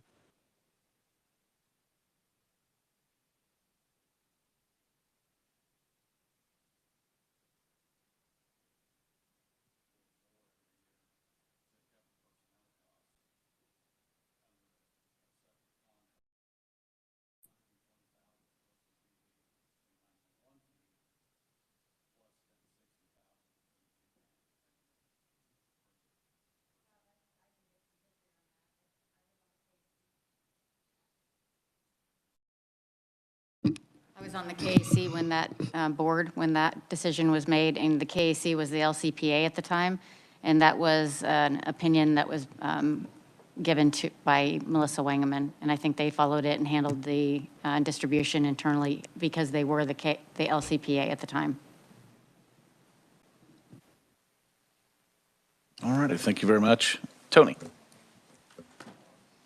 You kind of look at this as a holistic thing as a state, in my opinion, is we're going to start seeing some consolidation across the state. It's coming. And it's just the cost of this service is exorbitant. And to be able to manage that as a county government and still be able to have control over that contract and to be able to pay that bill to whoever you give it to, to have that control, I believe, is going to be easier to swallow than to say, I'm going to give up all my financial obligation to another county that's, and I think that at times, with the constituents within that county are going to have a hard time thinking that my tax dollars is going to another county. Even though if it's going to your county and then you are providing a service through another county with that money, those constituents still believe that they have control of their tax dollars. So I think that to give it to another PSAP and have zero control over where your constituents' money is going can be a hard pill to swallow at times, and because you have no control over what happens at that point in time. Plus also is if you have a very small county and say it's only a $20,000 worth of services and you're giving them $60,000 worth of tax dollars, you're giving them $40,000 for nothing. So, I think that that's where we have to kind of look at is what's equitable for everyone in that scenario. Mr. Chair. Sir. Jerry Harrison, KCP. Go ahead, sir.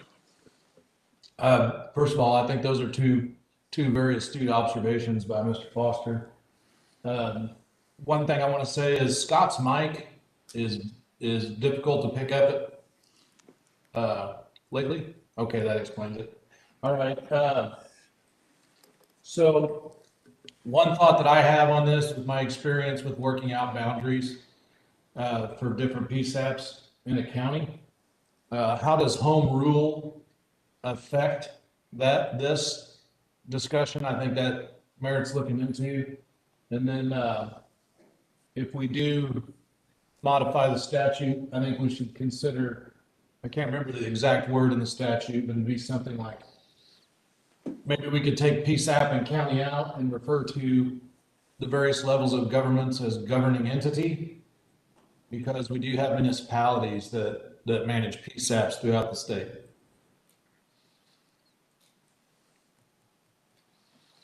All right. Anything else, Mr. Harrison? All right. Senator Francisco. Senator Francisco, thank you, Mr. Chair. So one question I would have is, would there be restrictions on the contracts that a county could enter into with a PSAP? And would those have, if you're going to be using the money that's collected for the county, are there restrictions on what you can include in a contract? Because if we don't let people hire personnel with the funds, why would you want to say a contract could include funding for personnel? I'm just trying to think through that. Go ahead, Scott. Yeah, I guess in my opinion, the expenditure of those funds would be for an approved use, and that's implementation of 911 service. But what the contract or the vendor that's providing that service does with the money, I think that's outside of our purview. That'd be like us trying to pay an AT&T bill and saying, oh, but you can only spend that on. I think that's outside of our purview, in my opinion. Representative Carmichael. Thank you. I'm not fully following all this. I apologize. But I'd be concerned if County A contracts with County B or Police Department B, however you want to do it, and they get County A gets their full allocation of 911 money to run a PSAP. They don't have a PSAP anymore. They contracted with somebody else, presumably another county, maybe private enterprise, I don't know, to run a PSAP. But the money, it doesn't cost County B hardly anything more to handle a 10-call-a-week PSAP. And so the money ends up over in the animal control budget somewhere. or a capital expenditure by the county for a new bridge. I see our council leaning toward the mic. Hopefully, you can help me with that one. And that's one of the things that we've discussed internally with the attorneys and looking at potential solutions to this as having some sort of a mechanism, use it or lose it type of situation where those monies that would go pursuant to statute into a county would need to be used for either approved uses or it would flow back into the fund that it came from. That's a very easy and high-level way to fix that problem. The details of that, I assume, would be extremely difficult to flesh out when it comes to legislative language for that. But the idea is not to have someone create a windfall by contracting out its services and getting a good deal. And so there needs to be a way to ensure that that doesn't happen and that the funds are used for what it's supposed to be used for or returned through some sort of a clawback mechanism. Yeah, the condition for continued eligibility to receive that is that the funds, whether they're paid by the county or whoever owns the PSAP, or whether they're contracted with a third party, still have to be used for eligible expenditures, not for something else. Correct. When we manage expenditures as it is, sorry, County A is, we do a review of their expenditures for County A. If they write a check to County B, our review stops. How would we handle if County B received 911 funds? Are we going to audit County B? Or is County A responsible since it was their money? Are they responsible for telling us? I mean, I just wonder how convoluted that's going to get. I believe that's the question you have. Yeah, but I've got a pretty clear position on that one. We're the stewards of this money from these fees, and we've got an obligation to make sure that these fees go for an approved purpose. And so, yeah, it's got to be in the contract between the two counties that it's only going to be spent for one of the authorized purposes by County B. And number two, I think we've got an obligation to make sure that the money is spent properly. Otherwise, why do we need a council? I don't believe so in the contractual basis. Once you contract to County B, a vendor, and let's just say County B is a private entity or otherwise, we don't oversee those funds. Once that contractual fund, the expenditure of that fund from County A is acceptable. Once it hits County B or private entity, we have never had, nor do I think we have authority to oversee how those funds are spent internally within that organization. But when we're, And I get to your when we're point. modifying the statute, we can have whatever authority the legislature might give us. But ultimately, my concern is this could be a way to take 911 fee money and use it to support operations in County B that have nothing to do with 911. I don't want to say it's laundering money, but it's working around the statute. Well, as a county commissioner, I take offense to that. Well, As the chief said, home rule should apply.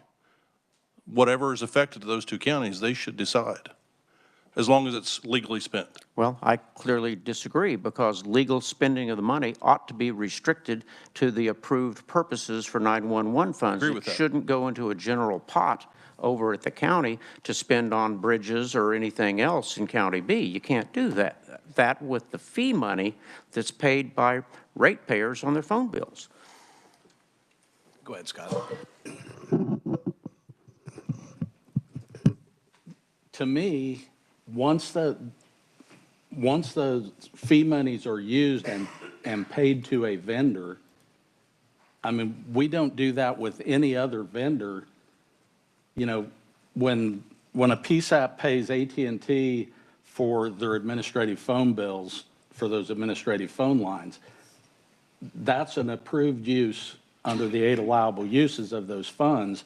But what AT&T does with that money after they get it, we have no clue and in my opinion, no authority over. We'll just have to agree to disagree, bring the bill, and we'll see what the Utilities Committee has to say about it. I understand we're not going to solve this all today. I think more importantly, my question was just because we have this current situation. So like, since the names have been used, I'm just going to give the example.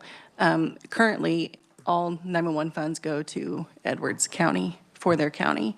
They contract that out with Ford. Is it Edwards County, their responsibility to tell us about those 911 funds, or is it Ford's? I mean, to your scenario, you're saying Ford, but what I'm getting at is, how does this impact our current process? And is this just conversation for the future, or should we evaluate how we're handling this currently? The question we don't have the answer to. And that's fine. And I don't think Braden's came across anything as well to directly clarify. I don't think your opinion is wrong, but I don't think it's right either. I don't think there is anything clear in the statute that says once you're past that contractual payment that there's any obligation for us to oversee it, nor what it could be used for. Yeah. I meant to say, if we authorize this procedure, if we change the statute, then we got to look at who's responsible to make sure the funds get spent for 911 purposes as opposed to other purposes. And I'm not trying to criticize people who are doing this. I'm not trying to criticize the administration. I'm glad we brought the situation up. I think that our council's right. We need a tweak in the statute, and we can figure out what we think the appropriate tweak is. If I don't agree, I vote no, but that's the way a board works. In the interest of being transparent as well, we actually, I think Braden briefly brought it up, was County A that pays County B all of a sudden has this huge windfall. That was never an intent either. At the current expenditure rate and upkeep and maintenance, I don't see that being a problem. I mean, there's years where we beg, borrow, and steal to save up enough money to purchase a recorder or a tower site or these different things. So at times there will be large sums of money, but there could be a point where they're built to a fashion that they're not going to spend any money, and we, are we putting funds towards them when they're not being spent, and is that useful to everyone else? I don't know that when we look at the statute, we open it up, that's something definitely to think about, but even having discussion, even counties, Johnson County, for instance, yes, they have X amount in the bank, but they're doing the same thing. They save for a future expense down the road as well. Smaller entities do that routinely. They make that big purchase and then they sit still for 5 years. Will this change that because they're utilizing half of their funds or whatever that should be that they receive going towards contractual services? I think that's a question to have. I don't know the answer either, but it's definitely something to consider if we do open this up. If I might. Representative Hoffman. Yeah, thank you, Mr. Chairman. I'm glad we're having this discussion. I think we have to keep in mind and that this is a contractual agreement between whether it's two counties, a county and a city, a county and a private company, whatever. That is on them. That's on the. Let's say it's County A that's contracting out. It's on them to make a contract or to agree to a contract that is fair. I mean, we can't, I don't know how we would, come back and say, well, you shouldn't be spending that much money contracting out to that. And so I do think that it's on them, the contract, when they say we're gonna give them $20,000 or $20,000 and we're going to keep $40,000. I think the $20,000 is the expense that we see. What County B does with that $20,000, I think is on them. Now, if they don't provide the services to County A, then County A can come back and say, hey, you're not providing the services, and we're going to take legal action or whatever. So I don't want to make it too complicated because I think there are some opportunities for this to happen throughout the state.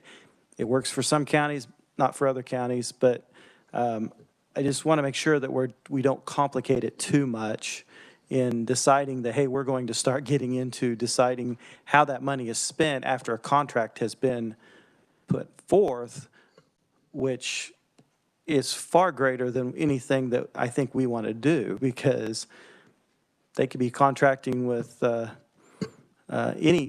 right now, they could be contracting with any sort of company to provide those services inside their PSAP, we don't have responsibility for how that money's spent with those contractors. So I understand what Representative Carmichael is saying, but I do think that we have to kind of give a little bit of grace that these are contracts between two counties and let them kind of govern themselves a little bit on how that money is how much money is spent. All right, thank you very much, Scott. Mr. Chair, do you think we should have a working group to try and address this and work with Braden to try and draft some language? Yeah, absolutely. Yeah, we've had a discussion. I think there's some partners sitting to my right and left that can help us out with that. Agreed. And I know Kansas Chair Association, our lobbyist, is interested as well to assist with that. I'm sure KAC would be very interested, as well as the League of Municipalities. And it's something that will draft something that will work for all of us, hopefully. Not everyone will be happy. We know that, but. Is it, okay, so especially since we're talking, oh, I'm sorry. Was that No, you? go ahead.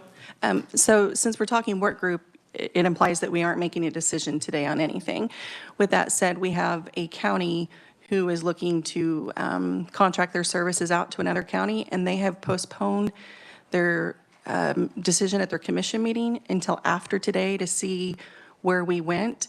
And so whether that's offline or whatever, I'm going to need help navigating that because they were hoping to hear today what the direction was with the 911 funds before they completely voted one way or the other. I think lacking clear guidance, whatever situation, contractual position they put themselves in, I don't know that there's a way to violate it because we don't know what the violation is at this point. Well, so technically, if they contract today, the money's still going to come to them on the 15th. Is that going to change after today? I don't anticipate a vote on that. I don't think there's a clear statutory. So it'll stay until it's revisited with, okay, that's all I need. That would be my belief, yes. All right, thank you. All right. Any further discussion? I just wanted to throw out one quick comment, and that is when we have a service provider contract, just because it's now a county that's providing that service, should we be able to treat that entity any different than, say, if I'm getting a contract with another provider that we ask 0 questions of after the fact? So that's, I know we kind of went around that a little bit, but just being very blunt, I think that's a double standard when we are, just because it's a county, that now we're asking questions, but if it's another provider, we're asking 0 questions. And I think that just didn't be pointed out. All right, thank you very much. Mr. Rapp. Yep, Jeremy Rabb. Typically, any of the contracts, though, that I've dealt with, there are questions asked, and they're called deliverables. And those deliverables have certain timetables that have to be met. So there's not necessarily no oversight that happens after that. We usually do follow them up and make sure that those deliverables are laid out clearly right up front, and they're monitored to a great deal by whoever sent out that RFP or for that request. So I think the idea of not having any answers, or it sounds as though there's no oversight after someone's been contracted, is a dangerous thing to say here, because there is. All right, thank you very much. We have a lot to think about, and I didn't anticipate about. Senator Francisco. Thank you, Mr. Chair. I hope the working group tries to take into account how we as a state best provide these services to our citizens. And so I think initially we were concerned about how the money was spent and set up rules that we were comfortable with. If the only way for some of our smaller counties to share the cost is sort of in hiring more than just the radio or the technical assistance, because somebody's going to have to be paying for that personnel, then I think we need to make sure that that isn't doesn't work against a county that stands alone. So I think that how do we balance that and how do we use these monies in the best way? So we may, I mean, I think there's going to be some changes to the statute, and I hope that the committee may give us more than one alternative, could say, you know, if we want to be broad, here's what we could do. If we want to limit it to these 8, here's what we might have to do. All right, thank you very much. Any further comment? We'll form that group with members fairly quickly. I think January approaches this, so we definitely want to be on top of this and have something beforehand. Scott. To Senator Francisco's point, I think that the working group should try and craft that language broad enough to account for the models that we already have in place, so that we don't just accept one model and write the language to support that one model and ignore the others. So I think that's important as that group is working. Yeah, I don't totally disagree, but sometimes broad is too broad. And here we are to the exact point of that. We're a little too broad in this scenario with no clear answer. So we'll definitely work through that, and we'll get that group formed. If we don't have any further on that, I'll move to the next topic that I have, and it will actually include the expenditure review committee over the grant fund, the state grant fund. And Chief Harrison, would you have some comments there? I know you're working on a kind of a solution on and a way for us to expend those funds and not just place them in a fund and build. Yes, sir. Jerry Harrison, KCP. Thank you, Mr. Chair. What we've just kind of kicked around in a little bit of a brainstorm session on the expense review committee regarding the state grant fund. That's bringing in about $300,000 a year. The current policy is to only use that for emergencies, for things that are compatible with NG 911, unbudgeted emergency situations for PSAPs. I can't find anybody that's aware that any money has ever come out of that grant fund. Scott, you can correct me if I'm wrong, please. No, that would be correct. Okay, and it appeared the policy that governs that fund appears to have initiated in 2013. So 10 years of a fund that's never been put to service for Kansans. My concern is going to draw a speculative eye from the legislature. And I really think that we either need to use that to benefit our PSAPs, or the legislature probably should consider reducing the fees. And I, for one, feel like we need to benefit our PSAPs. And so we would like to formulate a grant process that allows PSAPs to access that fund, probably something that would favor the $60,000 a year PSAPs. But again, you know, we're just kind of kicking that around. It would be an annual process, and it would depend upon the balance that's in that fund annually. And I think it'd be wise to leave a balance in that fund for the original intent of the council as far as emergency replacement stuff goes. And I don't know what any of those numbers are at this time as far as capping what a project could be, and is it going to require cost matching and all those kinds of thoughts. None of that's been addressed yet. There's been some thoughts on it, but that's probably enough for today's discussion. Just to kind of clarify that state grant fund, that came out of the 2019 legislative changes. It was proposed during the session to add that grant fund, and it was proposed as an emergency type grant fund. And because it's 1 cent of every 911 fee, we knew it was going to generate about $300,000 a year. So the council in 2019, after that became a part of the legislation, the council adopted that emergency only use so that we could allow the balance in that that account to grow to the place where we had sufficient funding to do something. And at the time that the council adopted that, it was proposed that we would, once we started getting closer to that $2 million cap that's on that fund, we would bring that back to the council for reconsideration. You know, how much of that do we want to set back for emergencies, but then open up the grant funding on the balance of that account? And I think, you know, with 1.5 by the end of this year, 1.8 by the end of next year, I think we're at that point. So, you know, I think it's a good discussion to have. Thank you very much, Scott. Chief Harrison, any further or anyone else? Now, Scott, I just got that 2013, I guess I took off of the history of the front page of the policy, and so thank you for correcting me on that.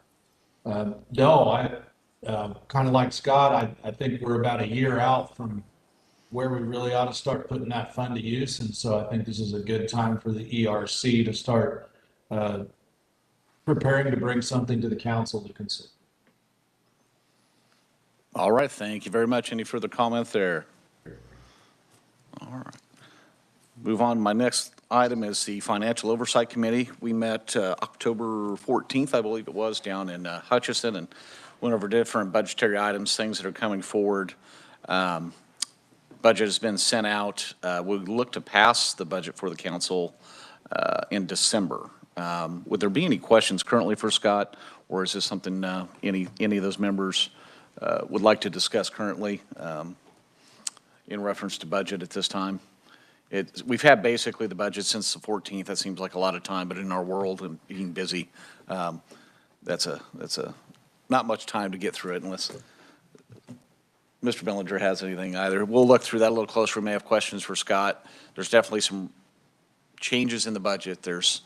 I think we have some reasonable clarity in it. I don't think there'll be a problem in passing it. There are some increases in portions thereof that we may want to discuss, but I think at this time we'll move that to December because that could take some time. But if there's no current questions about any direct concerns now, we'll move on to my next item. All right. I think I'm going to jump to one more item, then I'm going to have Mr. Hoffman speak on a different issue. But on we had a question on our the learning management system. The council's, I better get closer to the mic. The council's statutory piece that we bring to the table is knowledge about the equipment, the technology. And on that platform, there's training that is not necessarily about technology. It doesn't necessarily say, here's how you take a call or anything of that nature, but it might mean mental health or different other aspects. And I wanted to have a little, even just a straw poll from the council on their feelings on those additional trainings if they don't necessarily reflect a cost to us when they're not IT or technology-based trainings.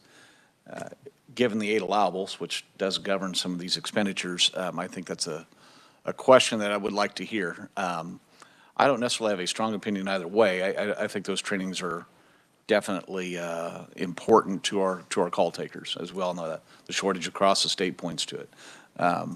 But just be aware that that is there. There are other trainings there that are not just necessarily about the equipment. The equipment is in how you take calls and how it works definitely is our number one. But there are other subsequent things. With the change to a different platform, we have to bring training over. So is it acceptable to bring some of those other trainings that are not necessarily focused on the technology side of our system?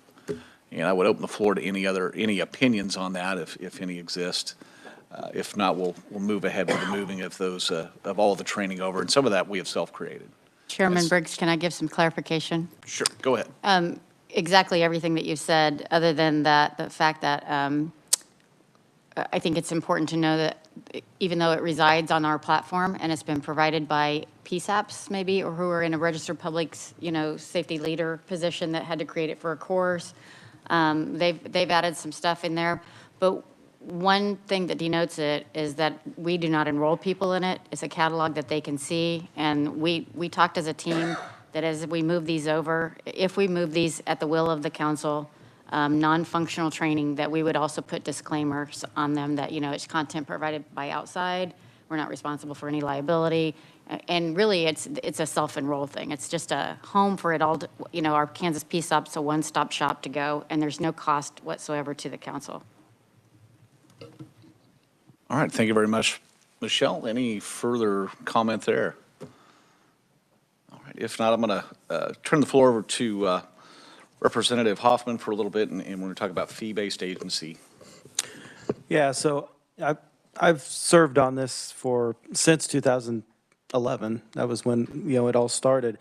And through the years, the function of this council has evolved and has changed. And I know there's been discussion over the years as far as, should we pursue putting the council or 911 under a different entity throughout the state. There's been a lot of different entities that have been talked about, and none of them really seem to really totally fit. And so I do believe, though, it is time that we start looking at the possibility of creating, and this would take legislative action, but creating a 911, call it whatever, 911 board, oversight board, or 911 fee board, or whatever. It would be it would just be a standalone fee-funded agency within the state. So 911 services would come under the state, and that would change the ability for the employees to have capers, and employees would be then employed by the state under this fee board. And we have quite a few different fee boards throughout the state. We have the nurse, the nursing fee board, and a lot of different ones. I think we could put it together in a way that the council continues to have oversight. Council continues to be the ones that are moving the agency forward. It's just that it would come under the purview of the legislature every year to be, when budgeting time, the executive director would come and talk about budgets, and I'm the chairman of one of the general government budget, which oversees a lot of different fee funds, and it's pretty routine. It's just, there's usually not a lot of discussion on fee-funded agencies, but still, it's something that I think we've come to a point where we're doing far more than what I think the original intent of the legislation was. And it's not bad. I'm not saying it's bad at all. We've come a long way. We're putting together a great product for the state of Kansas. I just think that, we continue to have these discussions on contractors. We have these discussions on all of our staff, our contractors. Who are they responsible to? Are they responsible to the LCPA, or are they responsible to the council? I just think that it's time that we have those discussions. So I'm going to have the legislative research start putting together what that would look like, but I would like to have the council, through a working group or whatever, look at what they would like to see that look like. And because I would hope it would not be something that's adversarial, that's something we can work with and bring this into something that goes forward as an agency that will be in place to help in the future to come. So that's just real quick. I'm open to discussion and whatever, but that's kind of I'm going to start that. We'll start the discussion with legislative, our staff, and to put together a bill, and so we'll go forward from there. Thank you very much, Mr. Hoffman. Is there any questions? I know that's a very broad, it's a very broad thing to lay out, and there's going to be a lot of discussion. And I think obviously the other legislative working group will be involved with that as well. So there'll be a little bit of shared membership there. But Mr. Bellinger, did you have something? So what would the advantages be of something like this, other than staff could be on capers and health insurance and that? Is that the main focus, or what's? That, and also, yeah, I mean, that's the main, but there also would be a little more, I feel like continuity. As we've progressed through this, we've had a lot of volunteer hours that are people that are doing things voluntarily, that I don't know that we'll necessarily always be able to have people that will step up and do that. And so I think that there has to be, I think we just need to look at the possibility of having more of a structure that is, that allows for that stuff to be done. I mean, we're asking oversight of state money. I mean, because it's money that's coming into the state and we're sending it out. We're asking oversight to that, and there's not a lot of, after that, there's not a lot of state oversight except through the council. So I think that when we started, that it wasn't envisioned that we would be running a business. I mean, and that's what we're doing now in a lot of ways. We're running a business, and we're doing it with all contract labor. We're doing it in that we have an executive director, but the clarification between what the executive director is in charge of and what the chairman of the council is in charge of. I mean, I think there's just a lot of different things there that, if anything, we just need to do a lot of clarification. If there's a decision, okay, we're not going to go the full extent of a new agency, there just needs to be a lot of clarification of different things, because, I think that, I just feel like we've come to this point where I believe we need to look at the possibility of putting this under an agency. And I don't see an agency that it fits really well under. And so just creating its own fee-funded agency, heck, we've got a lot of fee-funded agencies that do a lot far less than this council does, that probably are, I'm not sure their purpose sometimes, but I do think that this definitely has a purpose that is good for the citizens, and so I think it's something we need to look at. Mr. Chair, Chief Harrison. Go ahead, sir.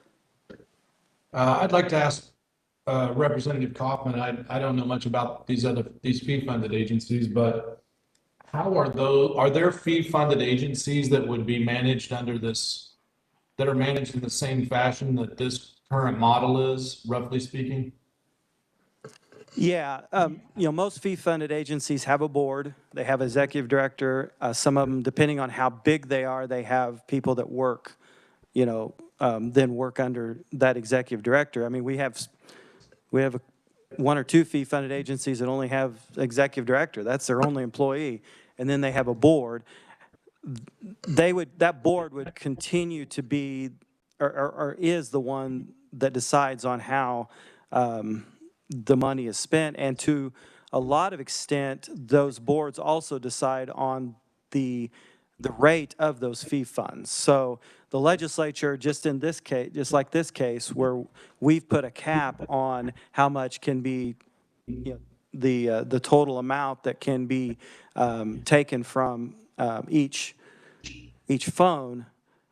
The same thing, and then this council has decided, okay, well, we're going to only assess this much, though, under that. But we have the ability to go up to that. It's the same way in most of the fee fund agencies, where the legislature say, you can only charge doctors $100 for their renewals, and the board decides, well, we're only going to charge $75 because we don't need a full $100, but as expenses increase, we have that ability to go up another $25. So, yeah, there's a lot of agencies that fit under this same sort of scenario. Okay. It sounds interesting. It sounds like it might centralize control of the process.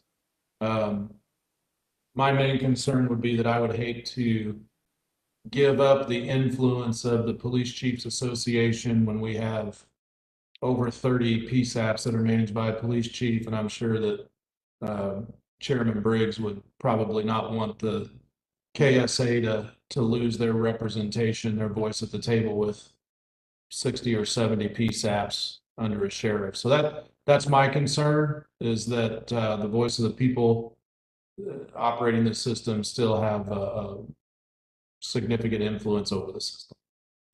Right, and I would envision that the council could stay the same. I don't know why the council would really have to change any. It's I mean, there might be an executive board that may, but you kind of got an executive board now with the council. So I don't envision a lot of changes on that. And like I said, it's more of just an administrative issue and an issue of maybe some more oversight on the state level. Well, thank you, sir, for that clarification. And I like the way that you're headed there. It sounds very interesting to me.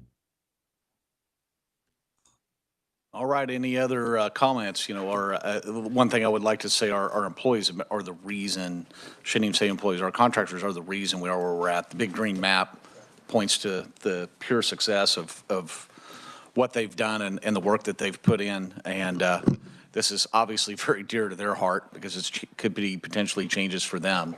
So, I mean, yeah, I think we all are considering that as well, but and while keeping in consideration the citizens that we represent as well. Yeah, I certainly, I do not want to take anything away from our our contractor staff. You guys have worked tirelessly and will continue to work tirelessly, hopefully under this system. I would hope that this would maybe give some advantages to to our staff also, so that they would be able to get into some retirement, and other things like that. But yeah, definitely do not want to take away from. But as we continue to grow, we just continue to add more contracting staff, and I'm not sure that's the way we want to continue to go in the future. Any other comments? All right, hearing or seeing no other comments, we'll move on. We will have lunch at about 11:45, but we'll keep moving through, and we probably will take a very short break within that structure there. So that moves us on to legal opinions. Braden, did you have anything additionally on, over what we've already discussed? No, the only two matters that we've been discussing have been the migration of PSAPs, if at all possible, as well as the change order to the AT&T service executive, which I'm happy to discuss when that comes up for likely new business. And we can go ahead and discuss that now if you'd like, and maybe the new business won't be so new at the time. Sure. Yeah, exactly. I know that on August 25th meeting, there was a healthy discussion about the AT&T service executive who performs concierge services to the council. That continued on a September 14th special meeting. And at that time, there was some discussion about the rates, and AT&T did go down. I believe their 36-month quote initially when we were discussing on August 25th was $20,900 a month. They did go down to $19,972.37 per month. That's reflected in the change order that I believe will be requested to be signed. It's a 3-month or 36-month term for a total of $719,005.32, which I believe was discussed during those meetings. Nothing in this contract violates anything that we've discussed before, and I see no issues with the contract as it's discussed further. All right, thank you very much. Any further discussion on the contract? I think we had a pretty lengthy discussion on the 14th. which gave us a lot of clarity into that position. I think Senator Billinger negotiated a little reduced rate there for us. But I do think it is important. I think some, especially the larger centers, have reached out in the meantime to some of our members and discussed concern over it. But I don't know that anyone really fully understood what that person does. Would anyone entertain or want further discussion on what that position is within AT&T? Any questions there? Because I may move for a motion to accept the contract if we don't have any much further discussion. All right, hearing no further discussion, contract, everyone should have a copy of the contract and was mailed or emailed to them. Would there be, if seeing no further discussion, I would call for a motion to accept the PM position, manager position from AT&T.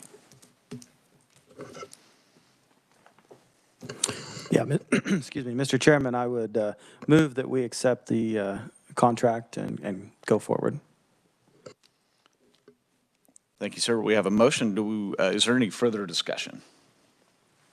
All right, have a motion. Do we have a second? All right, have a motion and a second. Gail, could you call for the vote, please? So a motion to accept the AT&T Service Executive Contract.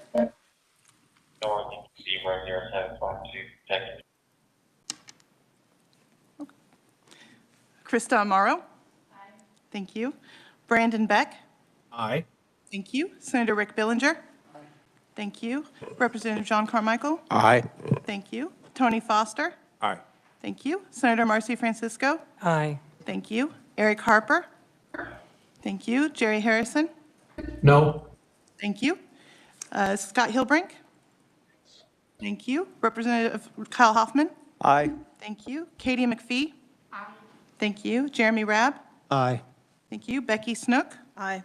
Thank you. Jonathan York. Aye. Thank you. There's 13 aye, 1 nay. All right, thank you very much. We will move on. Anything else further, Braden? All right, thank you very much.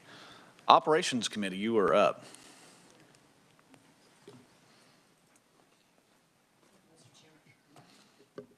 Thank you, Mr. Chairman.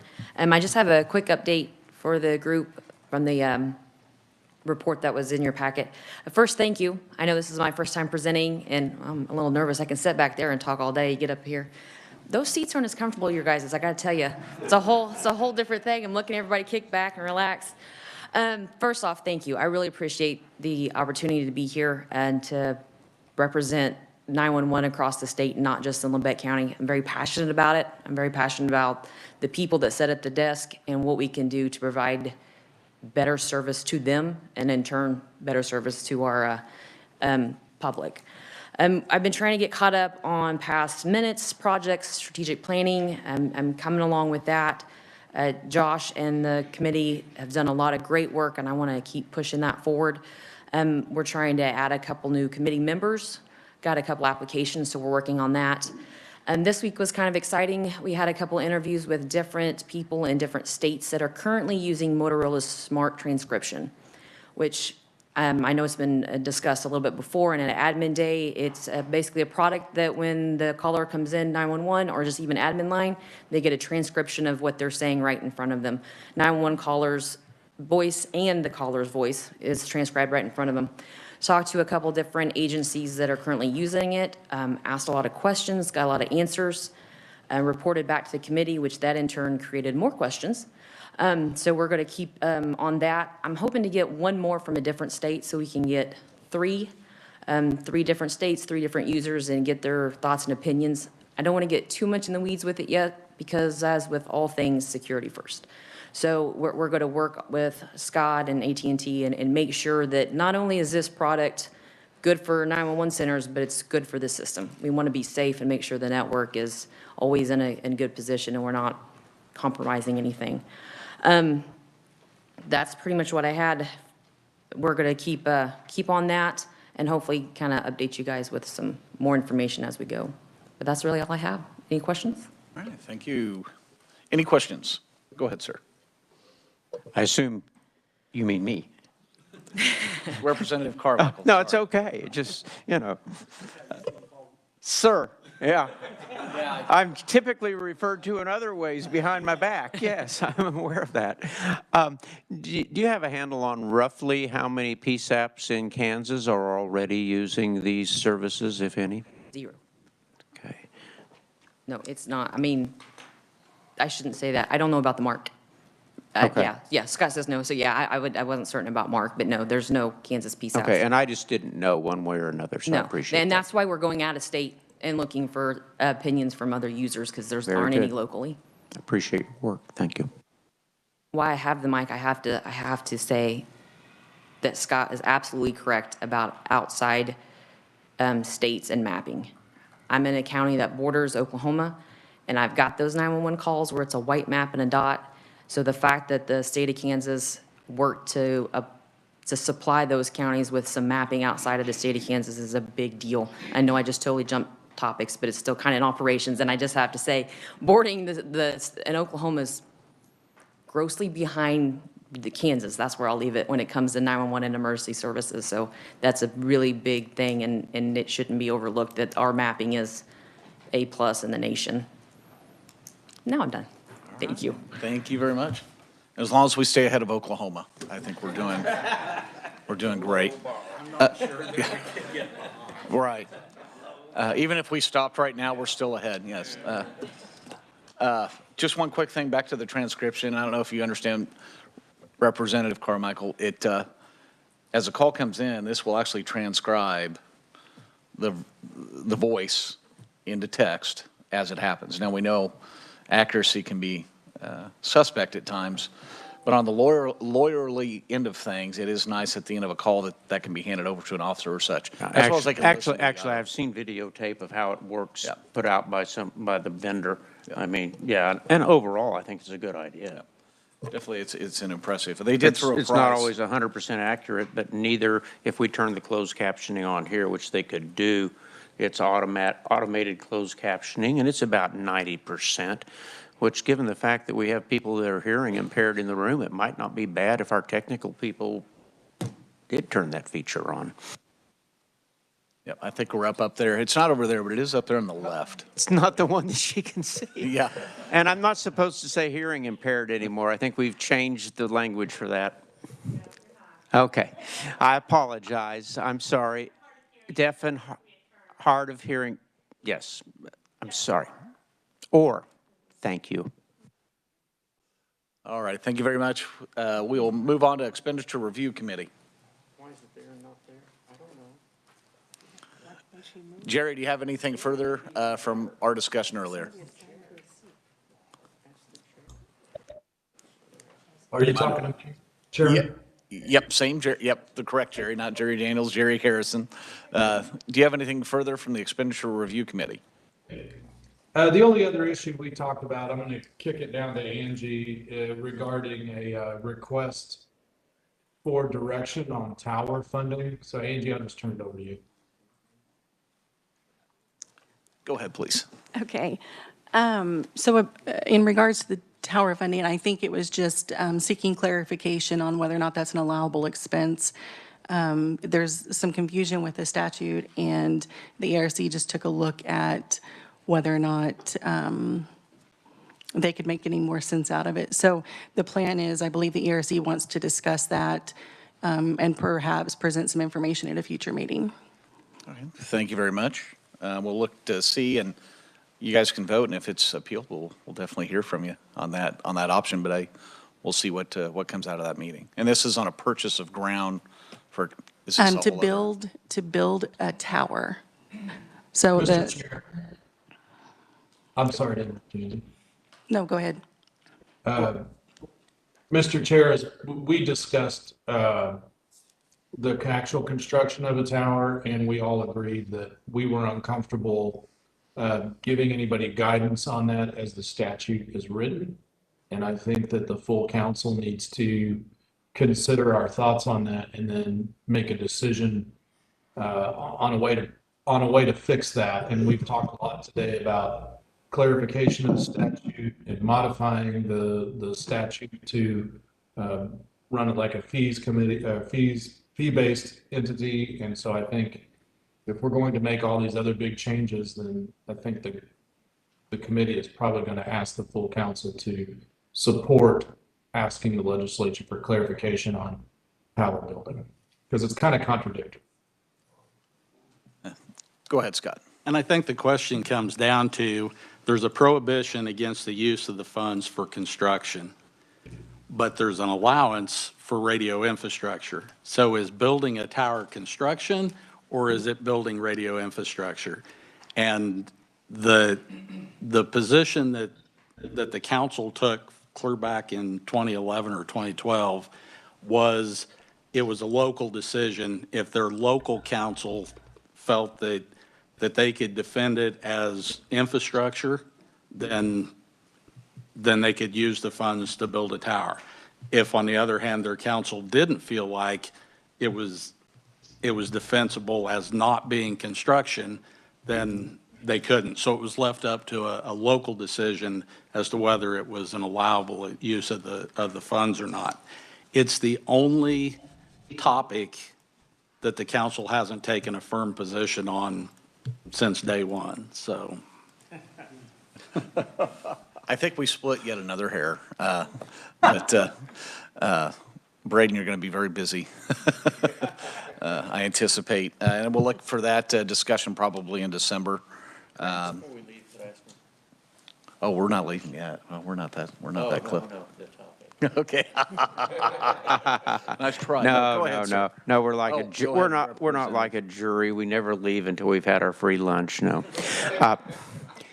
Are there any towers now that have been paid for by 911 funds, if anybody knows? Yeah. And roughly how many? Are we talking about 100, 3? I would say less than 100. I would say less than 20. Okay, thanks. To just finish up the ERC report, sorry.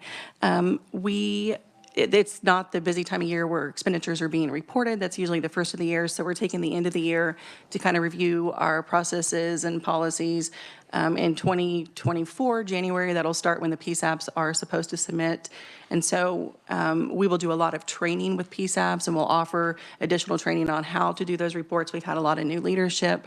And additionally, we've made a lot of changes to the portal with the help of DASC to make it a more streamlined process for the PSAPs. And so we'll look at that again before the end of the year to see if there's any additional changes that we can make. But other than that, the ERC is trying to gear up for expenditure season. Do a training on the admin call. Yeah, we have a training in the LMS, but we will make it an agenda item on the admin call. We do that usually twice a year and walk everybody through the proper way to submit an expenditure. All right, thank you very much. If no further questions here, we'll move on to Policy Education Committee. Thank you, Mr. Chairman. The Policy and Education Committee has not had a lot of activity since our last meeting, other than sharing some public awareness statements or media campaigns. The biggest thing that we are going to be working on is the updating of the text to 911 training video that we were tasked with, and the Motivations company, who is now going to be housing our training videos, will be helping us update the audio part of that video.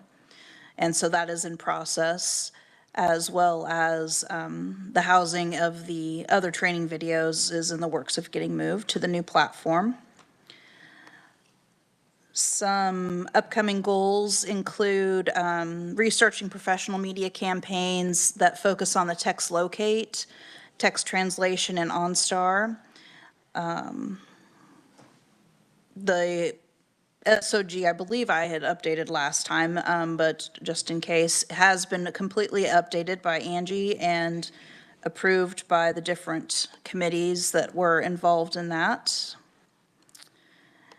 And lastly, we're just continuing to support the administrator's call, the council newsletter, social media platform, and landing page with real-time content as needed.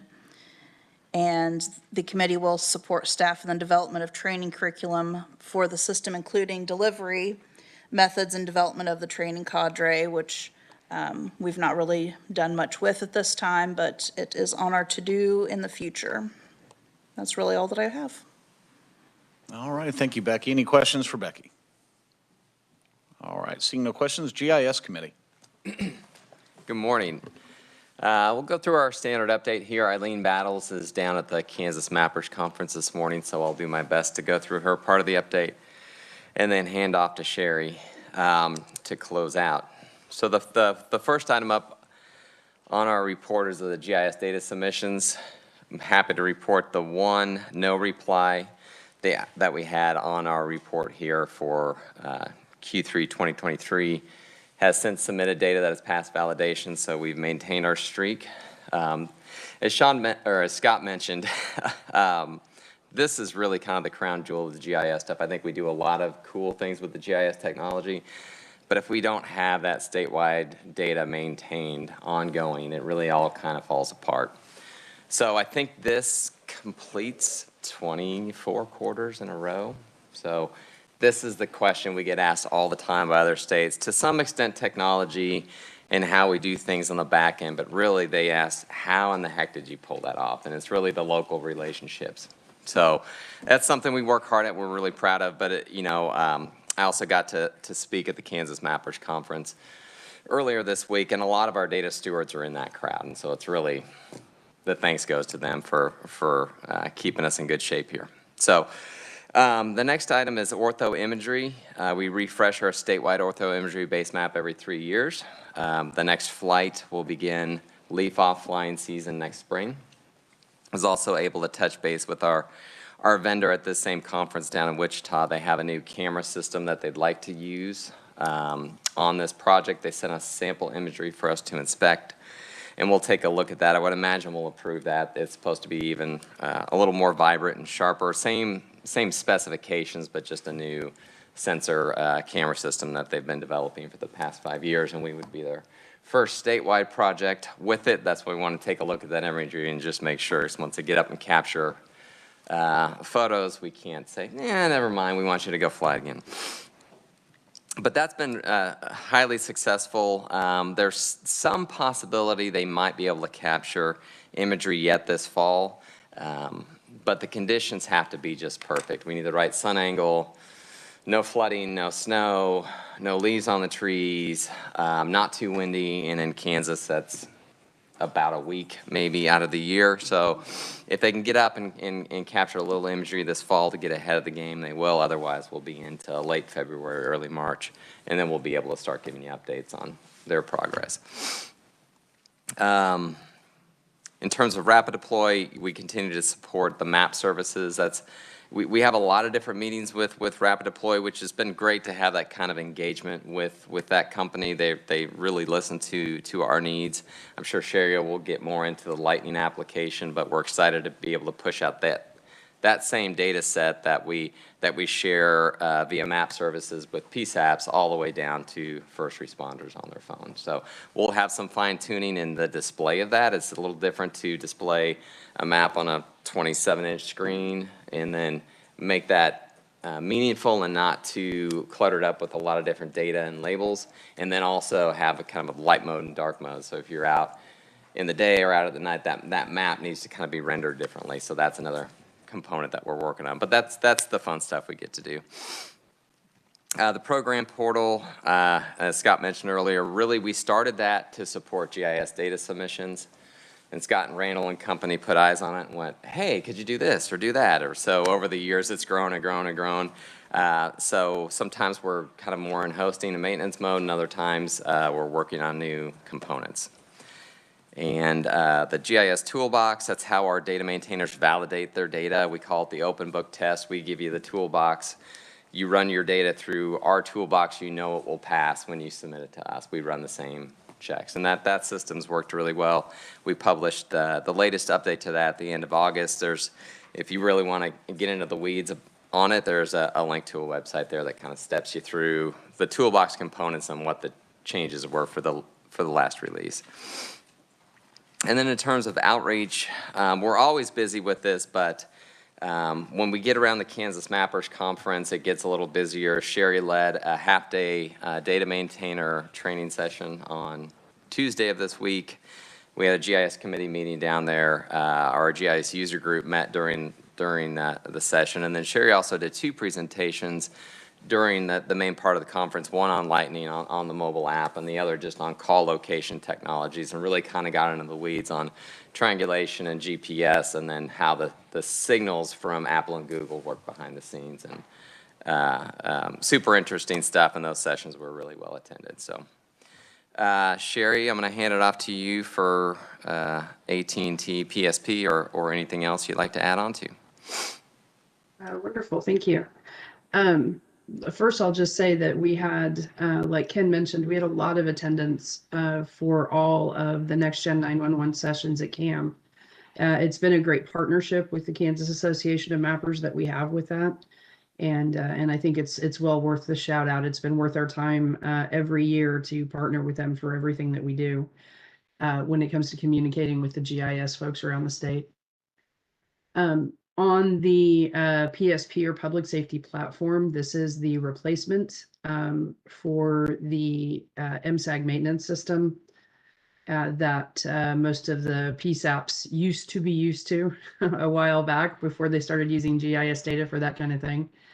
And we are in the final stages of testing, and we are hoping to get a date together to go live with the system, but we're anticipating that it's going to be in 24. It won't be yet this year that we bring anybody to the production side.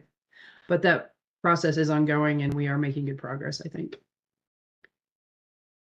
And that is it on the GIS side for me.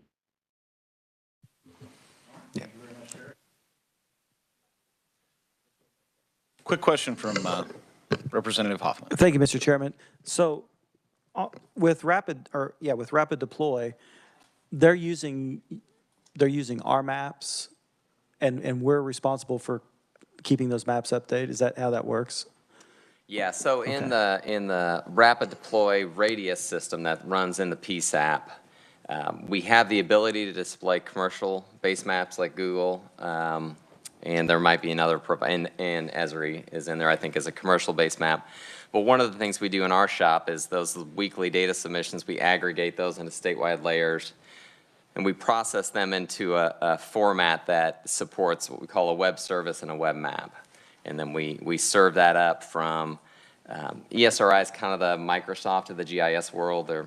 They're our primary GIS software company. So we serve up a portion of that from their cloud, and then we maintain one server in Amazon and one server in Google, specifically in 2 different regions to provide services that we can't get out of the Esri cloud. So our specific geocoding services when a call comes in. So we maintain all that, we publish those services and maintain them, and then Rapid Deploy gives us the ability to configure their software to pull that in.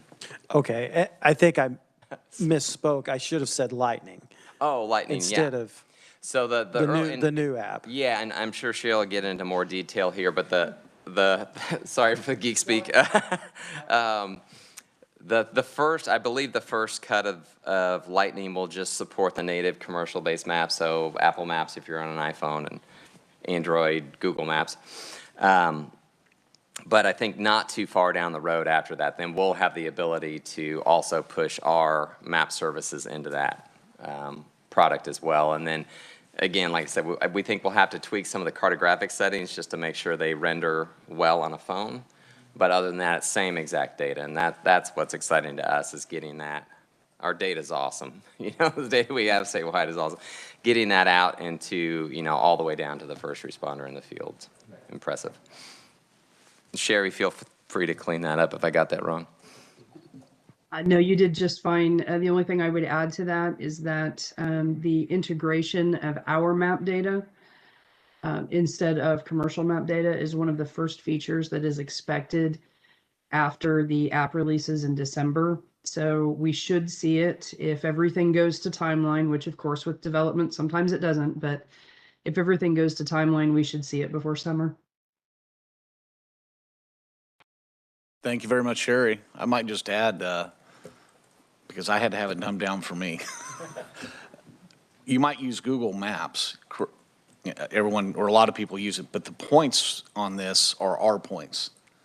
we're not relying on Google's points, because if you try to go to my house in my county, you're going to be about 12 miles different if you use Google. But this system actually, the Google will utilize our points independently. So it does work really well. All right. Technology and Security Committee, if there's not much there, we will have lunch, should be arriving any moment. Well, there is not much there. I will go ahead and give you guys just a brief update. You do have a report in your packets from me. The couple of things I wanted to highlight there, we are officially at over half of our 911 calls from cell phones being routed by the location of the handset rather than the location of the tower that the call is connected to. And that is one of the fine goals of Next Gen 911, maybe one of the biggest and certainly one of the most impactful on life safety. So it's wonderful to see that those numbers are creeping up. I keep an eye on them and you get them in your report. The other item that I would point out is that the Technical Security Committee is getting ready to meet. That meeting date has been set for November 14th. And the committee will be considering both the Lightning app and the network security services contract, and working out what the committee's ongoing role will be in helping the council kind of synthesize all the information that's going to come out of those two things. So I'm really looking forward to that meeting. If anybody has any questions about anything that was in the report or any other topics, I'll be happy to stand for them, but those were my highlights. All right, thank you very much, Sherry. Any questions for Sherry? All right, hearing no questions, if I get the nod that lunch is here, we'll start that. And I think we'll just take about 10 minutes there and then get started back up. We can get everybody out of here much quicker than we did last time.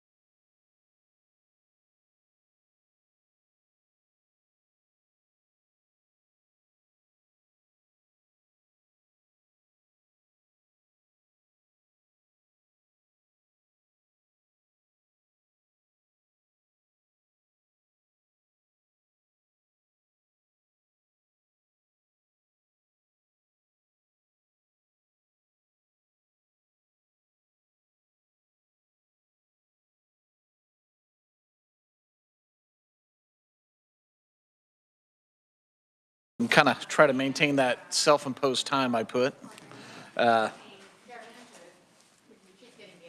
Oh, she's getting Gail. Okay.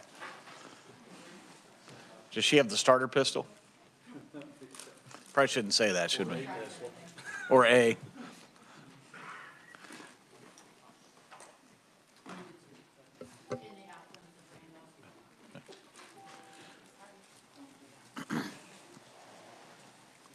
All right, Gail is here to fire us off, and so we'll get started here. We have staff reports, and we'll start with Scott.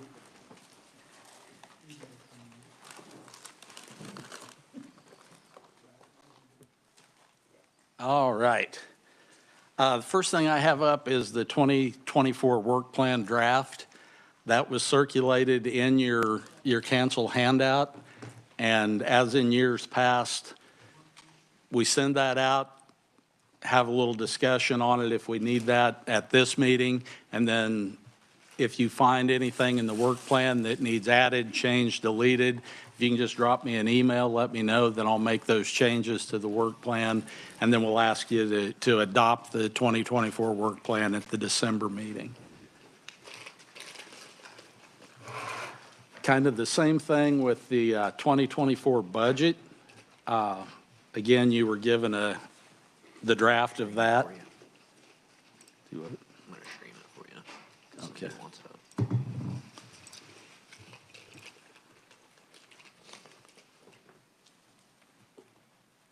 Okay.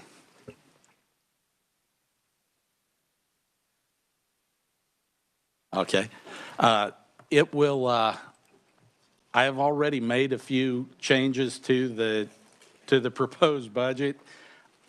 In looking it over, the 2022 actual expenses on the first draft of that were incorrect, so some of our amounts were low. Prepaid fee income was one of those, so I've changed that amount. The PSAP expenses, that's the 66 cents going out to the PSAPs each month from the 911 fees. That one also was low, so that's been bumped up in version 2 of the budget. And I will send you all this version 2 copy after today's meeting. The items marked with an asterisk are all changes to the budget, either increases or decreases as you're reviewing that, so you can pick those out. I think the only other 2 changes that were made in this version 2 was I forgot that this is a year when we do the imagery upgrades, so we will have in 2024, we will have the cost of the imagery upgrade, so that's been added in. And then the Esri ELA contract, which is a shared enterprise license agreement for Esri products that we share with other state agencies, so we all pay in a portion of that ELA contract to gain the access to the various licenses that we utilize in providing the mapping data out. And they're looking at up to a 15% increase, so that's a 15% increase from the 2023 number for that line item. So just like with the work plan, if you can take the time to go through the budget, take a look, anything that you have questions on, just drop them to me. I'll try my best to answer them. If you see things that need added, deleted, whatever, let me know that. And we'll bring back and provide to you a final budget before the next meeting that we'll then ask you to adopt at the December meeting. Any questions on the work plan or the budget? Mr. Rabb. Yep, thank you, Jeremy Rabb. Scott, on that 2024 under the AT&T, there was a line, and I can't remember which one it is. My computer went down. I don't have called legacy charges for $175,000. We asked, did we ever figure out what that is? We did. Those are the TDM ports that connect TDM to EZNet. And used to be, they would have been covered in the billing for Camatrunks and the legacy connections. As we've moved to ESINet, the council's picked up those charges and continue to pay them. So, but as we get all the OSPs migrated direct to the points of interconnect on EZNet, those will go away. So they are going to drop off, but not for a while yet. All right, any other questions? Tony? Thank you, Chair. One question that I have is we're coming up to a short time frame for approval of the budget. So you're approving the budget in December for it to start in a week, potentially a week later. Is there any way we can skew the timeline of this information to come to us so we can have a more robust conversation about budget earlier in the year? So that way we're not bounced up to literally the brink of not having a budget if we don't approve it? So are you suggesting that we do the draft in August and then approve the 24 budget in October? I think if we're approving a budget in October, at least if there's questions or something that happens in the future that we need to discuss, it gives us another meeting before the budget's enacted to be able to work through those plans. Not seeing anything, right now in this budget, but future-proofing us in later sessions, potentially, because you might be felt compelled to approve something that you don't want to approve, because if not, you have no budget going into the next year. Yeah, I don't see any reason that we can't modify that schedule, other than it throws off our strategic planning and budget workshop for next year. Yeah, I understand, and I don't say it has to be done right away, but it's something to consider. So, because I would just hate to get to the point where, you have to approve the budget for the next week, or you have no budget. And for comparison, county budgets are normally approved in August. August. Well ahead. Or before. I don't see a problem with that. We'll work towards that end. I think if the Financial Oversight Committee, I think my vision was to meet in April, in that time frame as well. That group could have at least a better idea of what's going on and help make some intelligible decisions there as well. And then hopefully by August, if there's questions, that group can be questioned as well as Scott as far as what's in the budget, what it's for, and bring those to bear. But I think, August, as with the county budgets, would line up. And it does push us a little bit, but I think it's just a shift in what we need to do. Yeah, for just my opinion is that if we had at least one more session that we could kick something back if we had to, it just kind of like, just feel uncomfortable saying that, well, we're going to have these changes coming up to the next meeting and you have to approve it the next meeting, or you don't have a budget going into the next year. So just my 2 cents. Senator Francisco. Yeah, Senator Francisco, perhaps this year we could look at it, have our questions, approve it at our December meeting, with the understanding that at any point during the year, you can change your budget. And so I think it's a good idea, perhaps, to look at it earlier in August.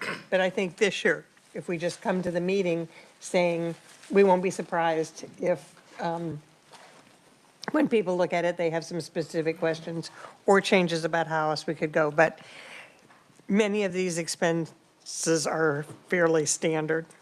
So thank you for that. All right, thank you very much. Any other questions? All right, go ahead, Scott. All right, thank you, sir. Where am I? The Security Monitoring Services RFP, that contract was signed by Chairman Briggs on the 20th of September. The initial term runs through June 30th of 2026.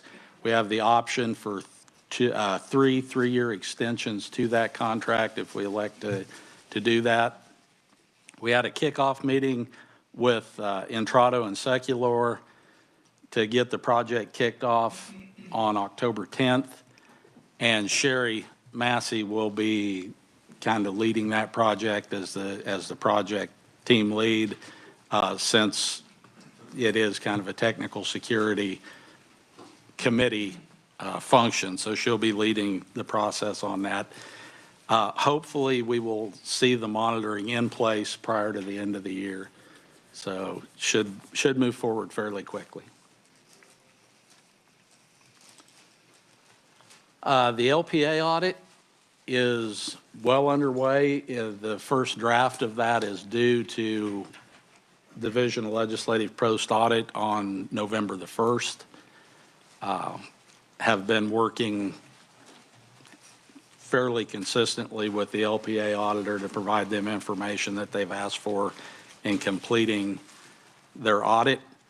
The three things that this audit is supposed to address are the 911 fees being used appropriately, are the 911 funds collected adequate for providing 911, and what is the status of next generation 911 implementation. I think the report that we see is going to go way beyond those three topics just based on the information that's been requested. I think it's going to be much broader than just those three defined areas. I think most, if not all of you, have been contacted by the auditor for an interview. Thank you very much for participating in that and giving your opinions and giving him stuff to work with. The LPA report should be delivered to the Legislative Post Auditor on November 1st. It will come back to us. We'll have a chance to review it and make any comments on it. Don't know how you want to handle that. In the past, I've made the comments and responded back to it, but I don't know if you want, I mean, your timeline is going to be short. We'll probably have 2 weeks from the time we see it to get our comments back for them to be included in the final report. So you want me to take the first stab and just share them with you, Mr. Chair? And that would be fine. Okay. That's what we'll do. That would be great, yes. Do you have no question? Okay. I do have something. Do you have something? Okay. Yeah. Representative Carmichael, I guess you're on the list today. Thank you. The process, of course, is that the auditor prepares a draft report. The draft report is then typically provided to, quote unquote, the agency, and that comes through Legislative Post Audit. And then, as Scott says, the agency has an opportunity to make a response to the auditor's report as well as the auditor's conclusions and/or any recommendations. If the entire council were to gather to make that response, number one, logistically, it's difficult within the limited time allowed. Secondarily, the report is confidential so long as it is in draft until it is released. And so if you're in that pool of people who are looking at it, there's NDA type things that you can't just go send it to the newspaper as soon as you get it. I would recommend that our response be crafted by the consensus or the agreement of the executive director and the chair acting on our behalf as our designees to make that response. I don't think necessarily we need a formal motion. We could do it that way. But I think if we trust our chair and trust our executive director that they can make the appropriate response. But I do think that, quote unquote, the agency head, the chair of the council ought to be involved in making those responses. Thank you very much. I think that's the route that we're looking at this point. So thank you for clarifying that for us. Yeah, that check sheet's getting pretty full. That's good. All right. Okay. Just an update on implementation and migration. Our ASC migration project is finally moving along pretty well now. We currently have 101 sites on ASE, which includes primary centers and backups, and that leaves us with 17 to go yet. All of the ones that remain are out-of-footprint sites. They're going in on what are called OptiWAN circuits, so different technology, but still an Ethernet circuit end-to-end with the increased bandwidth that we were looking for. So hopefully those will all be in, and that project will be complete by the end of the year. Marshall, Brown County, and Horton PD were all cut live to the system on schedule. So October 5th of this year, we turned the map completely green and have all of the eligible PSAPs in the state on the system. So that's a pretty big deal in my mind. I don't know that any of us envisioned back when we started in 2015 that we would get actually 100% of the PSAPs outside of the mark on the system. But that's where we're at, and I think it's a great thing. So we now have 109 primary PSAPs on the system and 0 eligible PSAPs remaining, so good deal.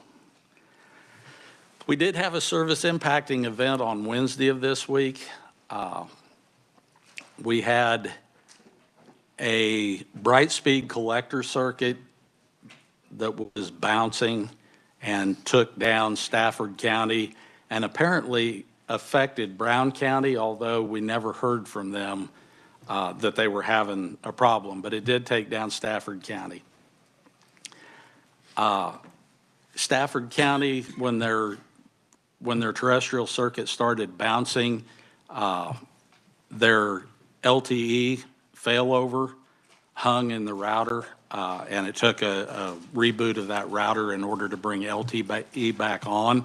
So I'm guessing that the same thing happened in Brown County, but they failed over to LTE and never even knew that they'd had a problem, basically. So, but in trying to clear that circuit bounce, an AT&T technician utilized a incorrect procedure where he created a loop on one of our circuits, and it initiated a server bounce between the A and B side of the south host. So for a period of about 3 minutes on Wednesday morning, calls were presenting at Sedgwick County, Cowley County, McPherson County that we know of.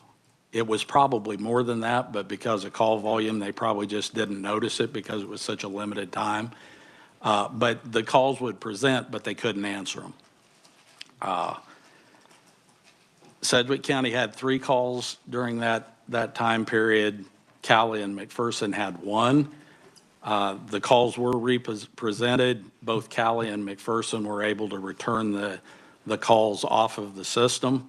So guessing here, but I'm guessing that their calls occurred later into the event than Sedgwick County's did, because Sedgwick County lost 3 of their calls. We were able to provide them the numbers for those. They called those folks back and were able to take care of the problem with them. So once the inappropriate procedure was removed, then they came right back. And that's the reason it only lasted like 3 minutes that morning. The problem with the Brightspeed circuit continued throughout the day, and Brightspeed continued to work to get that circuit repaired so that it quit bouncing.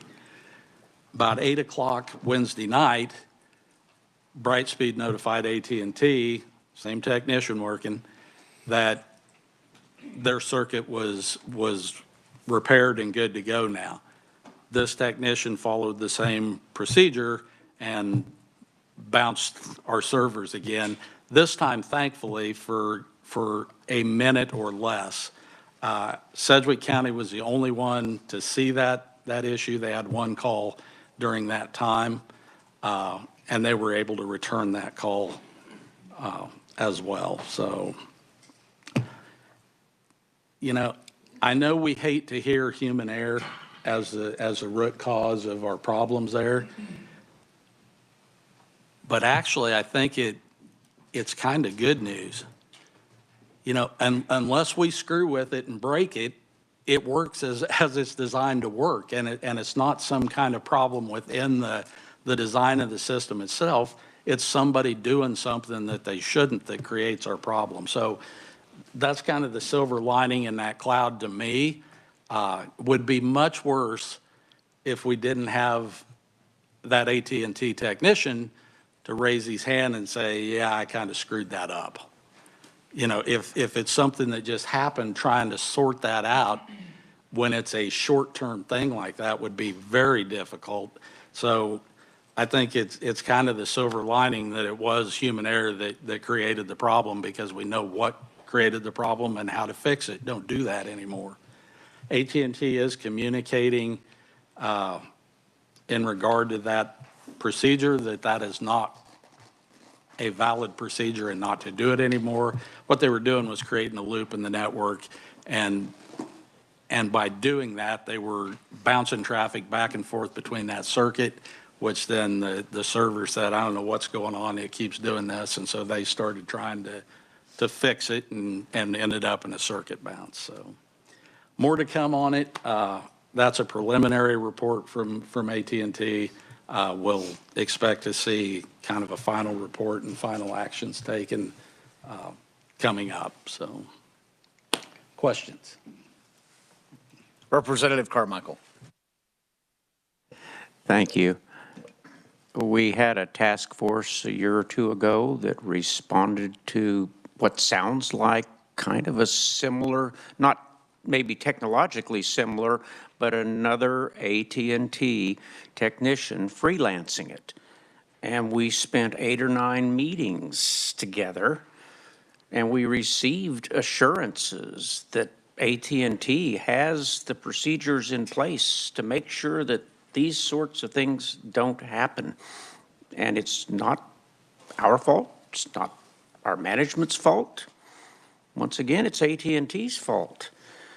I hope AT&T, and I know AT&T is listening. We can't have these things happening.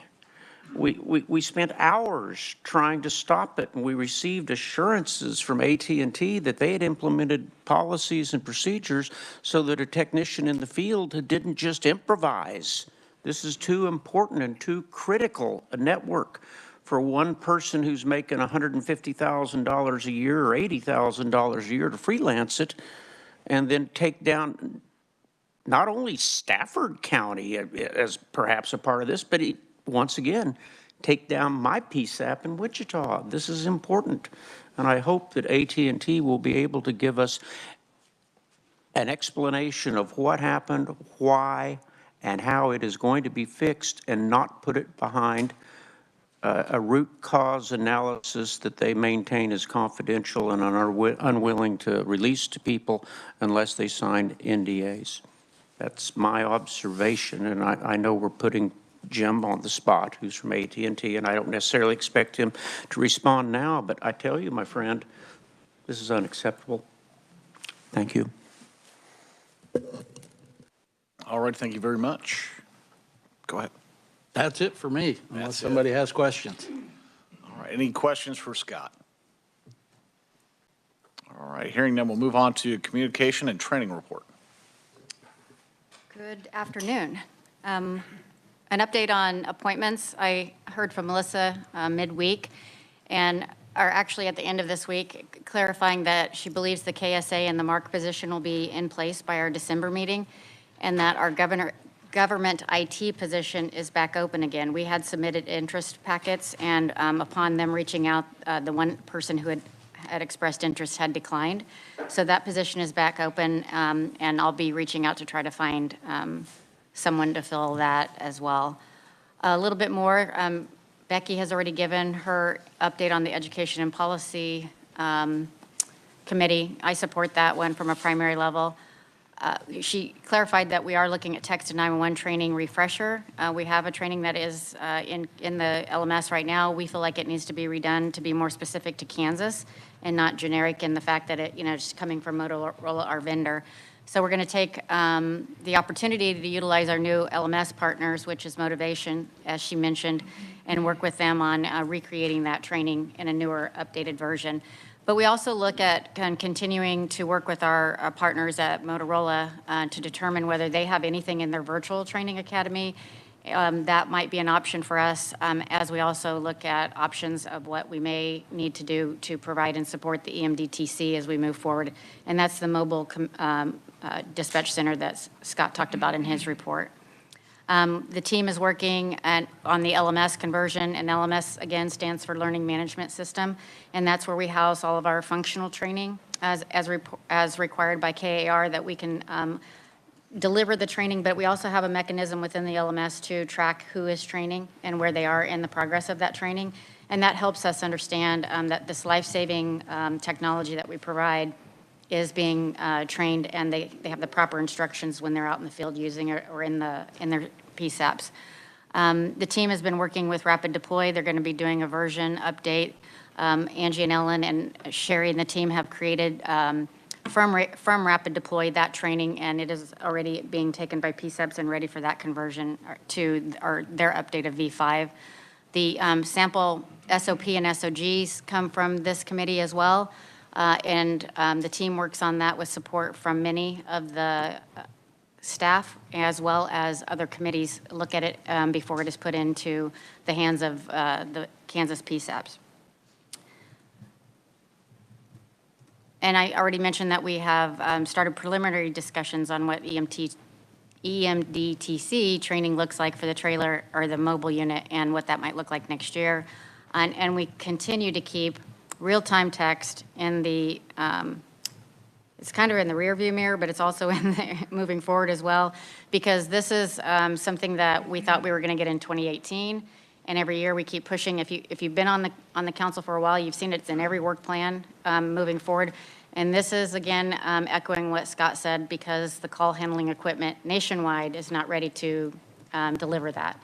It's two talk paths, or it's a data talk path and a voice talk path, and the vendors are not able to make that happen at this time. So again, it's not anything that we are doing, but we're keeping it in our vision, and we know that there'll be some action items on that in the future.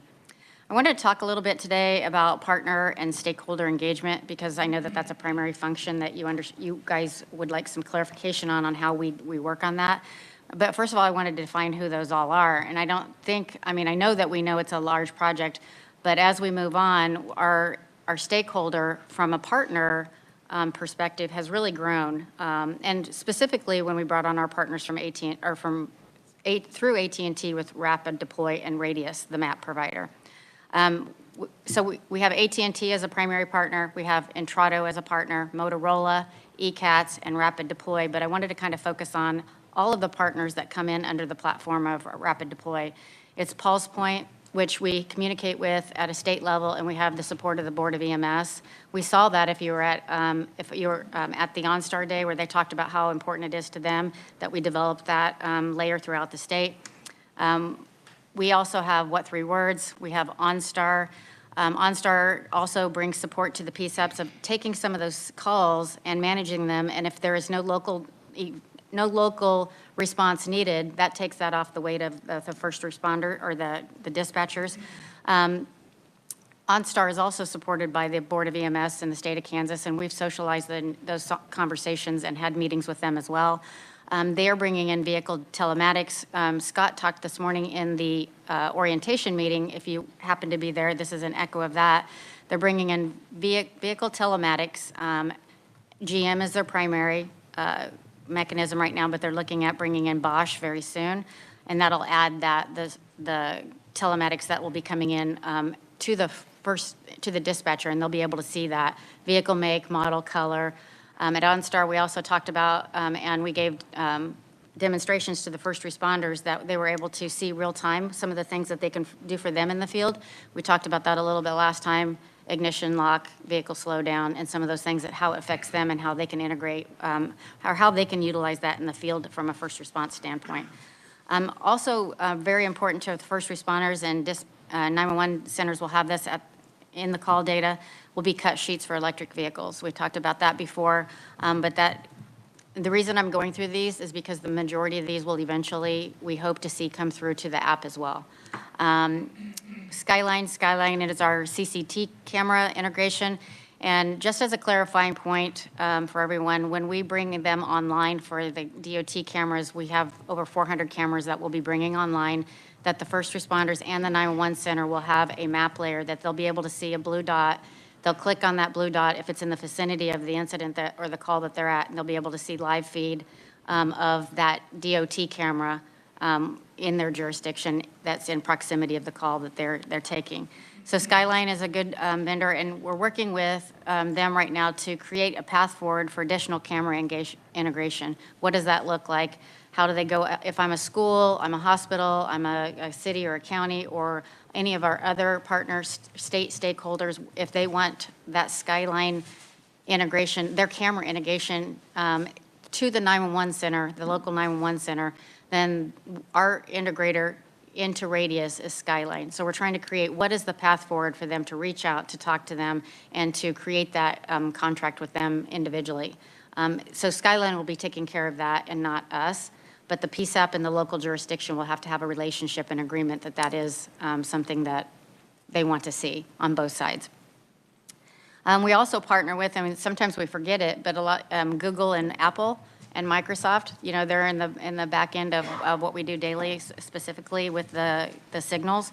And our partners from FirstNet Authority have really stepped up lately and had an interest in what we're doing, not only with the app, but they support us in the back end redundancy to the PSAPs, where in the event that maybe the primary connectivity is lost, they have this to fail over to. And most times, we understand that the PSAPs don't even really notice that they failed over to that FirstNet second or sometimes third redundancy path for them. FirstNet has also expressed interest, and we've had a couple meetings with them in the Lightning app. They're going to focus on that and Kansas's path forward, moving in this development project with Rapid Deploy. There'll be a focus of the fourth quarter newsletter coming up here in this December, but they also will be following the app development and the adoption through Kansas, and they'll be following it through 2024, and we'll see some more communications coming out from them. We may have mentioned this last month, but I wanted to give an update on it. We've been working with CISA and through the state SEAC for a technical assistant grant, and this is specifically for the app, because we know that it'll be a heavy lift for the SOP, sample operating policies and sample operating guidelines for the first responders that are on the receiving end of the data from the app.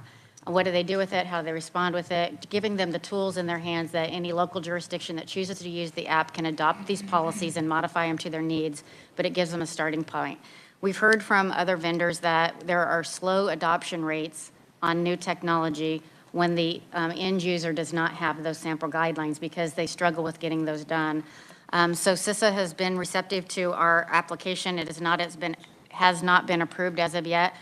We were just recently at a meeting with two of the key leaders in the ECC, or the Emergency Communications silo of CISA. They took interest in our project, and they are going to try to escalate that to a higher priority if possible.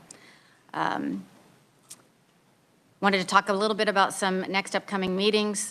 We have the roadshows that the team is doing out in the field, and this is where the same pattern of meetings that we had in when we did the implementation of the hosted solution. Go out to the local jurisdictions and a regional outreach, talk to them about what's coming next, answer the questions, talk about how we're going to adopt it, and talk about what the next year may look like. We've seen some good success in Chanute. We had really close to 50 that had registered, but more like 35 that, including team that was there. A lot of good, and I hope I'm not stealing Sherry's thunder, but we'll continue to have those. The next two that are coming up, November 15th in Hayes, where we already have 33 registered, November 29th in Salina, where we have 44. One of the things that I thought was interesting in these road shows is that we're seeing some new stakeholders, because I'm talking about stakeholders right now, we're seeing some stakeholders that we've not worked with before show interest of getting the same data in their hands in the form of getting the app, the Lightning app, and they'll be having the available data. And that's, some of these are, and Sherry will probably expand on it, KDHE, KDOT, Emergency Management. But one of them that I wasn't thinking about was the State Gaming Commission came to Chanute, and they showed an interest in the fact that they have up to 75 sworn personnel that go between 4 different locations, and they have not had technology like this before. So if they were to take on, get the app, download it, and be a user of it, they would have that same data. That would not come immediately, and Sherry can talk more about the adoption in her report. But the interest that we're seeing expanded, even to the point that I just had a side personal conversation with someone saying this would work for regional airports as well, that are locally and, locally ran. So moving on to our additional next meetings, we will have the December meeting, December 8th here at the Capitol. Scott already talked about that. We'll be talking about the budget and work plan primarily. But even further into dates, we've already have scheduling for a cyber resilient 911, and this is a CISA offering, and it's coming in May, and as soon as I get those dates for you, I will make sure you know it. I think it's a good opportunity for Kansas to have them here, especially when they're partnering with us on the TA grant if possible. But they had quite a bit of interest in what Kansas is doing. Scott was able to update them on what we're doing as far as the hosts and putting that project in place that you guys just approved, and also what the local PSAPs are doing at a regional homeland security approach, and having 911 centers use the same technology that the council's using on the 911 network. They're now using on their local networks as well to determine what best practices that they are doing, and maybe a couple places that they could use some improvement. And the intent of that project right now is about 34 PSAPs in 5 regions have taken that on under Homeland Security grants. It's a collaborative effort amongst 5 regions.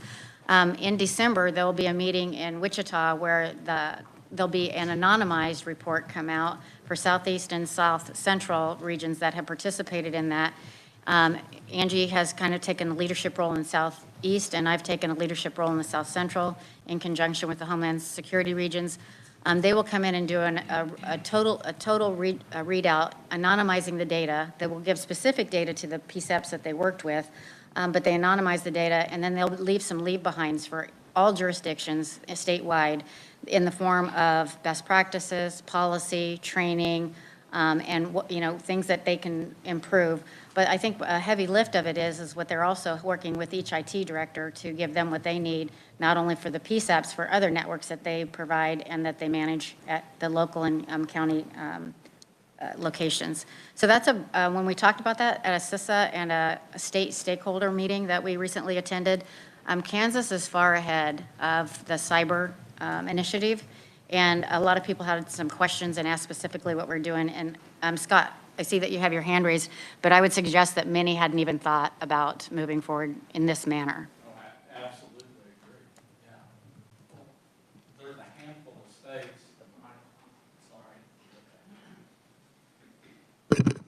There are only a handful of states that really have a next generation program.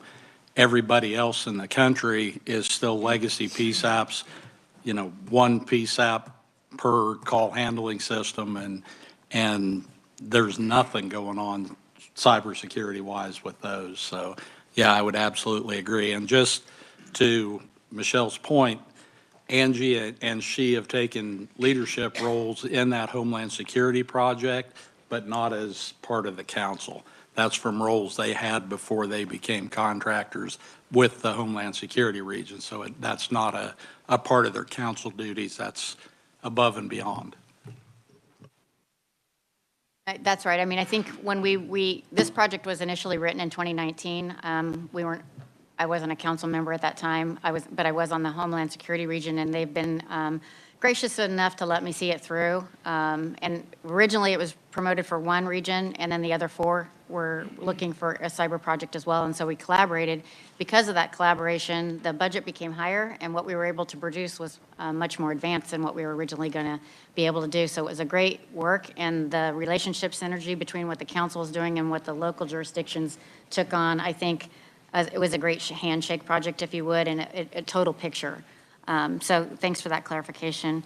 I have a question from Representative Hoffman. Yeah, thank you, Mr. Chairman. Yeah, I'm so glad we're doing the monitoring system, but as we look at cybersecurity, I mean, it's becoming bigger and bigger issue that we're dealing with at the state level, i.e. judiciary. But as this Lightning app gets to be used more and more and more, does that open us up at all for the ability for an adversary to get in through someone's Lightning app and then get into our system? Or is that been looked at and there's plenty of separation there? Well, I did. Hearing aids. I want to make sure that People on the phone? Yeah. Yeah, understood. Thank you, sir. Sherry Harrison's got an important opinion, so I don't use my name. You know, by design, we have kept the 911 voice network and the rapid deploy network completely separated. They are different virtual private networks, so they don't touch one another. So does it create a potential ingress point into the rapid deploy network? Yeah, I think it does. But the theory behind that is if we lose the rapid deploy network, somebody hacks it, takes it down, it's gone. We're still able to take voice calls. We're still able to find, where somebody that needs help that's calling 911 is, and we can still get them help. And so we've been very, very cautious about opening up that voice network at all, and just kind of keeping all the openings over on that rapid deploy network for that very reason. Okay, that's great. Because I think that some of the adversaries are, they're wanting information, but some of them want to just disrupt systems. And so that's great that the money that they can get from it. So, yeah, thank you, Mr. Chair. Well, I would add on to that I think that's one of the plus points of having FirstNet as part of the app development is my understanding is, and Sherry will please jump in if I'm incorrect, but my understanding is part of it is that the ultimate goal is for the app to be certified through FirstNet Authority, uploaded through their catalog or through their offerings, and there will be some encryption built in the back end of the app itself for data. That's correct. The FirstNet certification program that they'll be going through includes a pretty rigorous security check. So as Scott pointed out, it's completely separate from our voice network, but also from the rapid deploy network. The app will be really as secure as we have the ability to make it by making sure it's a FirstNet certified app. And if it helps you sleep better at night, I'll tell you this, that we have been working with FirstNet. They provided a document that, and anything that's in development, it was called Secure by Design. So that has been forwarded to the team and the members that are in this project, to kind of have a checklist of things that you may consider. It's not a all-inclusive list, but it is just a list for them to be considering when they're creating and developing and moving forward. So they do have that, and that is through partnership with CISA. Lastly, we do have the dates scheduled for Admin Day 2024, May of 2024. It'll be May 13th and 14th. It'll be in Salina again. And if you guys want to jot that down, I'll try to get a calendar together for you when we start 2024. And as those dates grow, we'll just keep populating those on those and in your invites. So that's it, and I'll stand for any questions. All right, thank you very much. Any further questions for Michelle? All right, seeing none, we'll move on to the tag team reports of the North and South liaisons. Okay, I'll be brief. I'm just going to highlight a few things in addition to the number of things that we have on our report that really are a sampling of our day-to-day interaction with the PSAP. So as Scott alluded to, Horton PD, Marshall, and Brown County came on since our last meeting. That was a significant undertaking to bring them on. But part of my work was to coordinate with the PSAP leadership on a number of items, including getting PSAP personnel trained, getting them all prepared, and having their contingency plans in place, their MOAs in place. So that's a lot of what I worked on primarily since the last meeting till they're cut in early October. And then post-cut, there's a lot of support that occurs with the liaisons and these PSAPs that have recently cut. So done a lot of work with Horton and Brown in particular. We've had a number of in-person and virtual PSAP meetings since our last council meeting. Those are referenced in the report. Obviously, the app has been a topic of conversation today. Angie and I are both involved in staff collaboration regarding the app, as well as the transition to the new learning management platform that Michelle spoke to. Angie and I are entrenched with her in that conversion process. So working with Brandy as the new ops committee chair to make sure she has everything that she needs to move to that position seamlessly.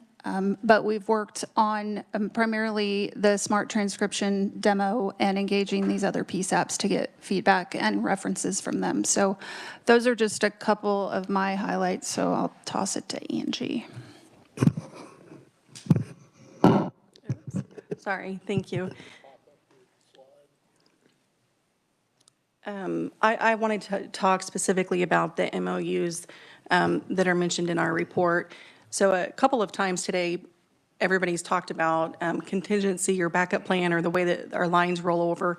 And so prior to the EZNet, if you had an outage or, electricity strike or something like that, you would call the resolution center, and somewhere between there and 20 minutes later, they would eventually have your lines rolled to your neighboring county.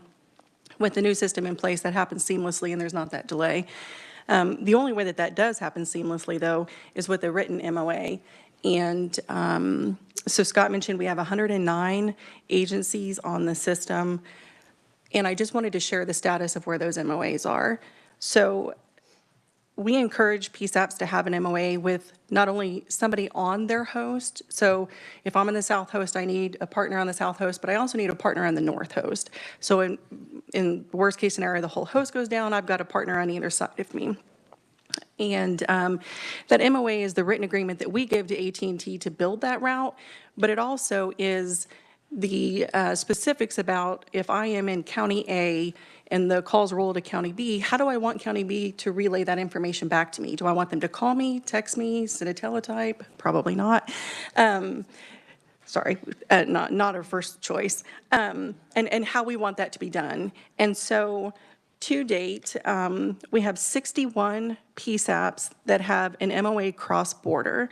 We're very excited about that. We feel like that they've done some hard work to find partners that work for them. Whenever we look at partnerships, sometimes they want to know, I want a PSAP that has a similar call volume that I do. So that, I live in the southeast where we have cows out. I don't know that Johnson County would want to take cow out. You know what I'm saying? It's just two different worlds. So we look at that, and then we also, sometimes people look at, like if I do EMD, which is a medical pre-arrival, then maybe I want the other agency to also do medical pre-arrival. So Ellen and I kind of sort through some of those results and make sure that we help them pick a partner if they need help. 14 of those PSAPs are missing a north host partner, so that means they're on the south and they're missing a north host. 19 are missing a south host partner. And I'm going to skip the next line just to go. We have one pending, and that's because, as Ellen said, we have, it's Horton, right? Yeah, Horton is partnering with the South Host, and we're getting that built. So the unique setup, we have a couple of PSAPs that have different setups that they wouldn't utilize an MOU. Obviously Sedgwick County, Shawnee County being some of them, there's not really anybody to take their call load at this point. So they're considered a unique setup, and they don't have an MOA per se. So that leaves us with about 6 PSAPs on the state-hosted solution that do not have an MOA. And so what that means is hypothetically, if something were to happen and they were to be hit by a tornado, or, somebody couldn't get logged on and there was a problem with their technology, unfortunately, their 911 calls would go unanswered.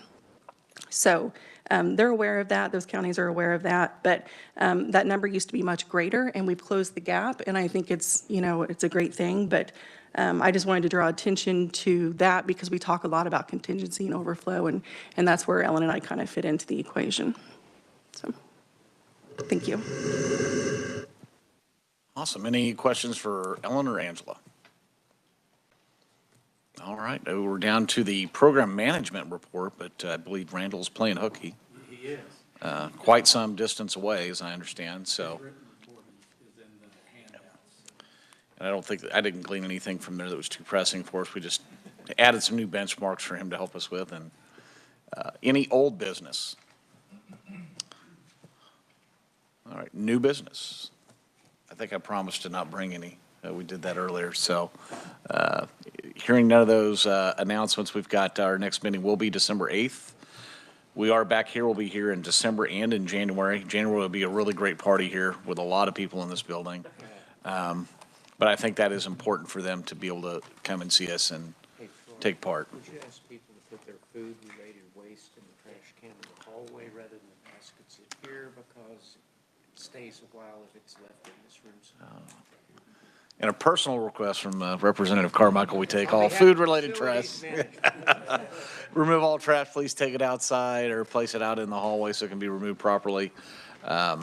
If you put it in the trash can here, they may not get to it for a few days, so put your food-related waste in the garbage cans in the hallway, please. They would appreciate it.